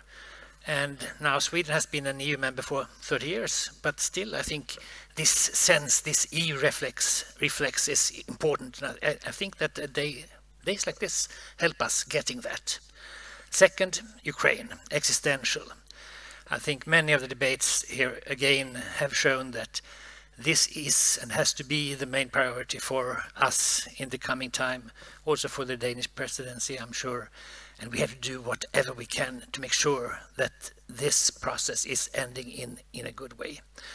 And third, competitiveness. We have talked about the Letta report, the Draghi report. We talked about the Swedish presidency that was, I think, successful in bringing competitiveness back to the table in Brussels. And that's key, because without handling the issue of increasing our productivity through not least the EU internal market, increasing our competitiveness, We can't compete with the Americans, the Chinese. We can't do what we have to do in relation to Ukraine, and we can't handle neither the climate nor the digital transition, the green transition or the digital transition without becoming a more successful economy and more competitive economy. Yeah, thank you very much. Absolutely. And this about kind of we are the EU, even though it sounds like a cliche, but I think this is also now, I mean, of course it's not new, but it's becoming very prominent also on the highest political level. If you saw the von der Leyen's political priorities, where one of the clear priorities is to go local, if you want, to make sure that we actually don't lose this connection with the citizens, so it doesn't become an elitist project that no one feels connected to. And I think this is especially, which we have also talked about today, when we have more polarization and disinformation, etc. It's more important than ever. So thank you, Anders, for raising that. Jonas, do you have any takeaways? Well, I'm afraid I haven't been here all day, so I don't have. What would you like them to take with? I think I completely agree with Anders that those three topics or 3 points are extremely important and defining for our work now, and your point about constantly trying to connect with citizens and listening to citizens' concerns and try to prove every day that the EU is in fact achieving results to the benefit of all of us, and that's sometimes difficult. I mean, it's not just about disappointed environmentalists who feel that the green agenda is being put on the back burner. It's also about business organizations who focus on the problems, whether it's administrative burdens or long periods of wasted time compared to the US when they have to get new products approved and all of that. But it's also a very unfair benchmark to compare ourselves to the US or compare ourselves to China in many ways. Or at least it's a very ambitious benchmark, because of course we're not a unitary actor or economy. We're not a single market, full stop. We strive to be as close to a single market, as close to a unitary actor, and as united as possible. But at the end of the day, we're sovereign nations. And most governments, I think all governments in fact, want to defend that and continue to be independent governments. So that's tremendously difficult, including, you know, the democratic aspects of that. But I think even if the European Parliament elections in June had some sobering elements, I think broadly speaking, the EU, and I've worked with the EU for many years, I think is at a better place and more united on some very, very difficult topics than we've seen for a long time. Of course, there are certain differences and so on, but we've managed to overcome them, whether it's Brexit or Trump or COVID or energy crisis or, of course, the full-scale invasion of Ukraine, which has really put us to the test on so many different aspects. So I would still argue that the EU is in a pretty good place, but of course it doesn't come down to whether the Commission works or not. I was encouraged, the Danish government was encouraged by the success of von der Leyen and her election by the Parliament and the way she presented the policy guidelines. But the governments also have to work, and we are. It's obvious that governments are faced with tremendous difficulties, and some of that has to do with the question of citizens feeling that they're not being listened to or included as much as they should be. But do you have any thoughts of how we better should communicate this crucial "what's in it for me" when it comes to the EU to citizens and so on? I mean, I think the issue with, for example, Ukraine now and Russia, it also is a realization for people that this is for real, that there is a war going on, and that the unity is needed. So I think that works. But do you think there are other triggers that we should use to communicate? Well, EU is also for you. This is what's in it for you. What do you think, Anders? Well, I think for one, how do we talk about the European Union? It's not them and us, it's not Brussels and Stockholm, it's us and it's our European Union, and I think the language as such in that way plays a role. And then of course it is evident, and many are very good in communicating that, much better than I am of course, stating that there are issues, problems, challenges that we cannot handle on a national level, and where we must cooperate regionally or even globally. And that, I think, is something that we still continue to make sure that we talk about as often as we can, so that more and more people understand. Many do, most do, but not all. Any thoughts? I agree that we need to also speak about the EU as us, not them, and we're mindful of that. Also in my area of foreign policy, we try to look at our development assistance or our trade policy or our export promotion as something very national, and the only way Denmark can make a mark in the world, of course, is through the EU, basically, and that needs reminding from time to time. I would also say that when we talk about the disconnect to the people, I think we are also lucky not at least to have as polarized a political situation as, for instance, the one in the US, and I think the EP election showed that the center holds, and of course, but I think we can't afford to ignore the extremes, not because we want to adopt their positions, but because they're telling us something about something that maybe has not been taken seriously enough. And how do we transform that into something that is compatible with the values and rules and spirit of the European cooperation? I think we have to ask ourselves that question and not be too dogmatic in that. Absolutely, yeah. We shouldn't be seen as besserwisser, so that we know it all. And I don't know how it is in Danish, but maybe we should change a bit the Swedish way of speaking, that we åker till Europa. I mean, like we're going down to Europe or out to Europe. We are part of Europe, as you said. But talking of this also, because you're both working also, of course, not only in Europe, but globally. And that is a bit how we build. How do we build allies? Because I think, now more than ever, the EU needs also global allies when it comes to trade, because we cannot rely on the World Trade Organization in the way that we have done before. As you mentioned, Jonas, it doesn't really matter which president we have in the US, we still have an issue there when it comes to trade, and we see it also with China, etc. How do we then, or whom do we turn to, and how do we build allies so that we still create some kind of stronger unity globally with the EU? Anders, this is your home turf. In a way, yes, since National Board of Trade is advising the Swedish government on these matters. And it's an important question, evidently. I think increasingly we have to better understand that most of the rest of the world today does not look at life and economy maybe in precisely the same way as we do. And we also have to kind of ponder on what we heard today, that democracy is not advancing, globally speaking.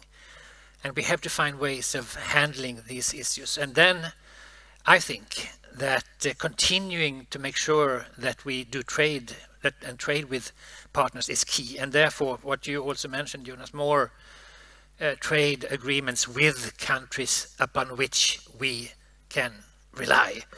Maybe not in all aspects as we would have wished, but sufficiently in order to make sure that we can get a thorough trade agreement through, hopefully also in Europe with governments that are not always keen to do so, and hopefully in the European Parliament in due course. This will be a difficult process, because it will mean that we will have to readjust, I think, our ambitions to a more or less large extent, depending on which country we are talking to. We will never get, I think, a good trade agreement with India if we maintain all our positions as presently we have them. And who knows, maybe we will never get an agreement with that country anyway, but that's another story. Yeah. And what areas do you think we need to adjust a bit our ambitions on, Anders? Well, we have long had this comprehensive view of the trade agreements with Ukraine, the deep and comprehensive free trade agreement.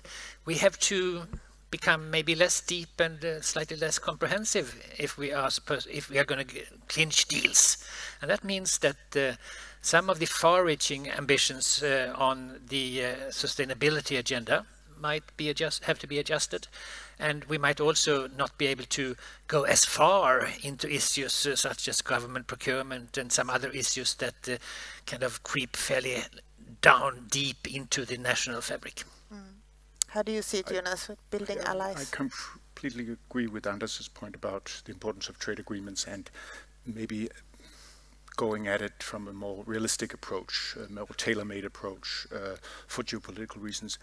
I think the issue of alliances or partnerships, as we call them, is key for the European Union. And I think, again, in this respect, the Ukraine, the full-scale invasion by Russia of Ukraine was a wake-up call, because we realized that the global South did not automatically align themselves with the European Union or the West. Yes, they voted with us in the General Affairs, the General Assembly of the United Nations, but since then they've continued relations with Russia, and they've sort of questioned, why do you take us for granted? Why do you expect us to just back you automatically on this issue when there are wars and conflicts around the world where you don't care too much? Why is it our problem now and not your problem when it's closer to our home? So this, I think, was a reminder that we do need to get our act together, pull up our socks when it comes to building partnerships. I think there's also an acceptance that partnerships will be more transactional. So it's not so much a question of the narrative that Europe comes with all its good values, which we stand by and we cherish, and this is not without dilemmas. But it's a competition of offers. What can we offer the global South, whether it's Africa or Latin America or Southeast Asia? And I think we have something to offer compared to the US also. I think the US is much more reluctant about free trade. Our economy, the European economy, is much more dependent on a globalized economy, and so we stand to benefit from more free trade, perhaps not perfect free trade, and not free trade only on our terms, but more free trade. And that requires a bit of political discussion within the EU. But luckily, this is an area where, in fact, you can, at the end of the day, adopt things by qualified majority. You don't have to get consensus, such as you do with sanctions and so on.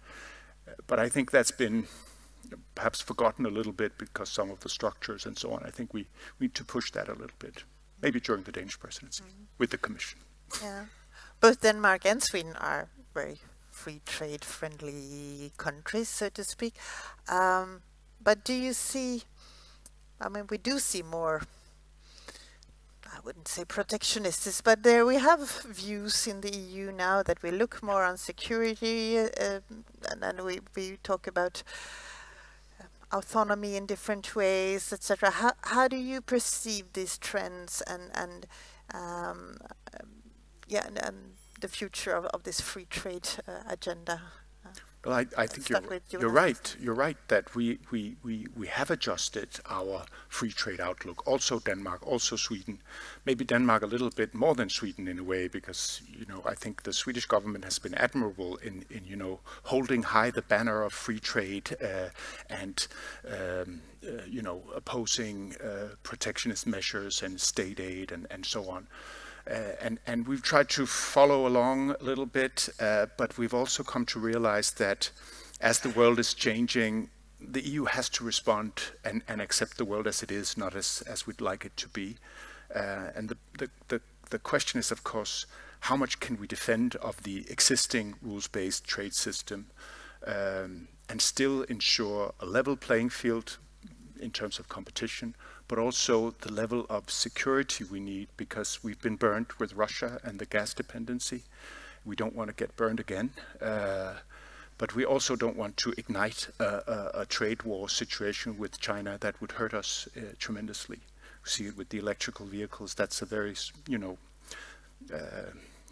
case in point of illustration of the dilemmas involved.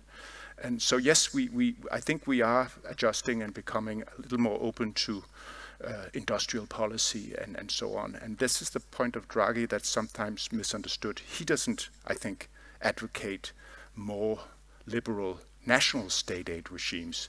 What he advocates is a more collective approach to investments in the EU in what he calls public goods, whether it's energy, infrastructure, interconnectors, and so on, to tap the potential of renewable energy, for instance. We can only do so by making some collective investments. So, Anders? I think it is, of course, necessary that we adjust to this new reality, and we have come away on that journey. We're not at the end yet. But looking at trade, of course, we have been accused, Sweden, sometimes of being naive. I think that's not... I can defend what we have done in Sweden, what we are doing. But evidently, we have to make sure that we beware of countries that might, authoritarian countries that might both have the willingness and the ability to use trade as a political weapon. We can't tolerate that, of course, so that we have to be able to act. We also have to make sure that we do what is economically beneficial when it comes to making sure that there is trade on equal terms, level trade playing field, as it were. Here one has to be careful, because it's very easy to hijack these instruments for protectionist reasons, and we don't want that. But we have to make sure that we use this instrument in a economically beneficial way. And we have to adjust both when it comes to our exports and when it comes to our imports. And when it comes to imports, I think still we have to make sure that we don't forget the lesson that for an economy to thrive, imports are as important as exports. You basically import in order to be able to export. From the National Board of Trade's point of view, we continue to maintain that we should not give up, and we can't give up on the solid foundation of the benefits of trade, the comparative advantage, the new trade theory that teach us that open national trade makes our economies more productive and therefore better off. And we have a slogan which I tend to use as often as I can. We have to make sure that we make trade policy evidence-based again. Yeah, we heard that also from Ylva Johansson, not trade policy, but this morning that we should really base our be careful to base our policy on facts and figures and evidence. So I think the message that you have passed on to Ylva has been heard. Well, now, Anders, maybe I put you in an uncomfortable spot, but you will now represent Sweden, because I want to ask if Denmark and Sweden in the EU, if you think that there are areas where you could explore more cooperation, or that you feel that you are cooperating as well as you can, or that there are areas where you have a bit of a unique touch to it. Well, when it comes I to think EU. The cooperation is already very close. I'm not just saying that because my former colleague from Coreper is sitting down here on the first row, and we worked extremely closely together, whether it was the MFF or trade or China, and you know, so many issues where we can exchange information and positions. Sometimes we don't disagree. We don't have quite the same position on forests as you do, for instance, but still, and I would say as the best example of, probably you've been through this today, that the fact that Sweden has joined NATO is, of course, an invitation to, and the fact that we have got rid of our opt-out, defense opt-out, to do more together in the field of defense. Yeah. Of course, your defense industry is completely different from ours. It's much bigger and so on. But I think this is an area to explore. But there are many examples. And I remember when Sweden joined, not long after, I was studying the EU in the US from the US perspective, and kept getting questions about the Nordic rivalry within the EU, that there would be sort of that we couldn't really get along, but we just pretended to be like each other and so on. But I don't find that to be the case. Of course, there's been rivalry between individual politicians, and sometimes we have different interests. But I think even across the political spectrum, I've seen a lot of prime ministers work together very well, despite being from different political families and so on. So I'm not too worried about the Danish-Swedish cooperation within the EU. Anders? No, I would agree. I had the privilege of having Lars Danielsson's job before him, and I worked with Kim and with Jeppe, two Danish colleagues at that time. Yeah. Also, I think, in a very good way, and so I agree with that. But I think there is another twist to this issue, and that is what Sweden and Denmark also could do in terms of being patterns, role models in the EU. And I happen to be appointed by my government as Sweden's representative in the Nordic Council's Council for doing away with trade barriers and trade restrictions. And there, I think there is even more Denmark, Sweden could do, Sweden, Finland, Norway, in terms of making sure that our Nordic economies are as well integrated as possible. We are supposed to become the best integrated region in the world until 2030, according to our heads of government. And I think the new Öresund agreement on taxes is a very good starting point in this regard, and I'm sure that there are more we can do within the confines of the internal market to make sure that the Nordic economies are better off by integrating more. If I could just add one more example, I think we have so much in common, but one of the areas of competitiveness that we often talk about, I'm sure the same is in the case in Sweden, is about these administrative burdens and better regulation. You said evidence-based trade agreements. I would say also evidence-based legislation. Sometimes we end up with I think unintended consequences. That's the case of any legislator, but it also applies to the EU, and it has effect for 450 million people. And it's not easy to change once you discover that maybe we've overdone it this time. And this is an area where I think Sweden, Denmark and Finland and also the Baltic countries can show the example of ways of relieving burdens through digital means.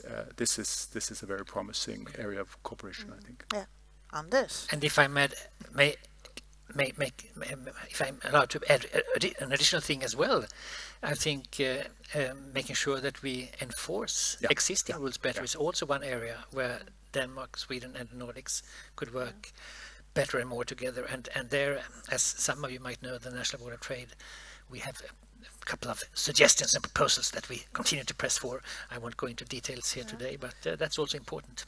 But both these issues are high on the on the incoming Commission's agenda, so I think that would be very good if Sweden and Denmark could provide good examples.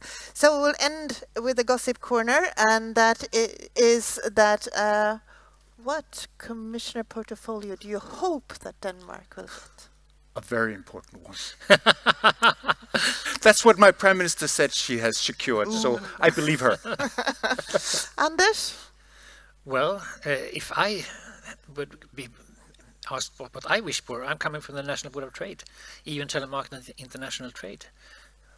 Fantastic. Let's hope that all our wishes come true. And thank you very much for today to all of you that have been here and taken part and participated. And I hope to see you all tomorrow at 10 o'clock. Bye bye. Thank you. Vad bra. Tack så mycket. Hej, Thank you. tack så mycket. Tack så mycket.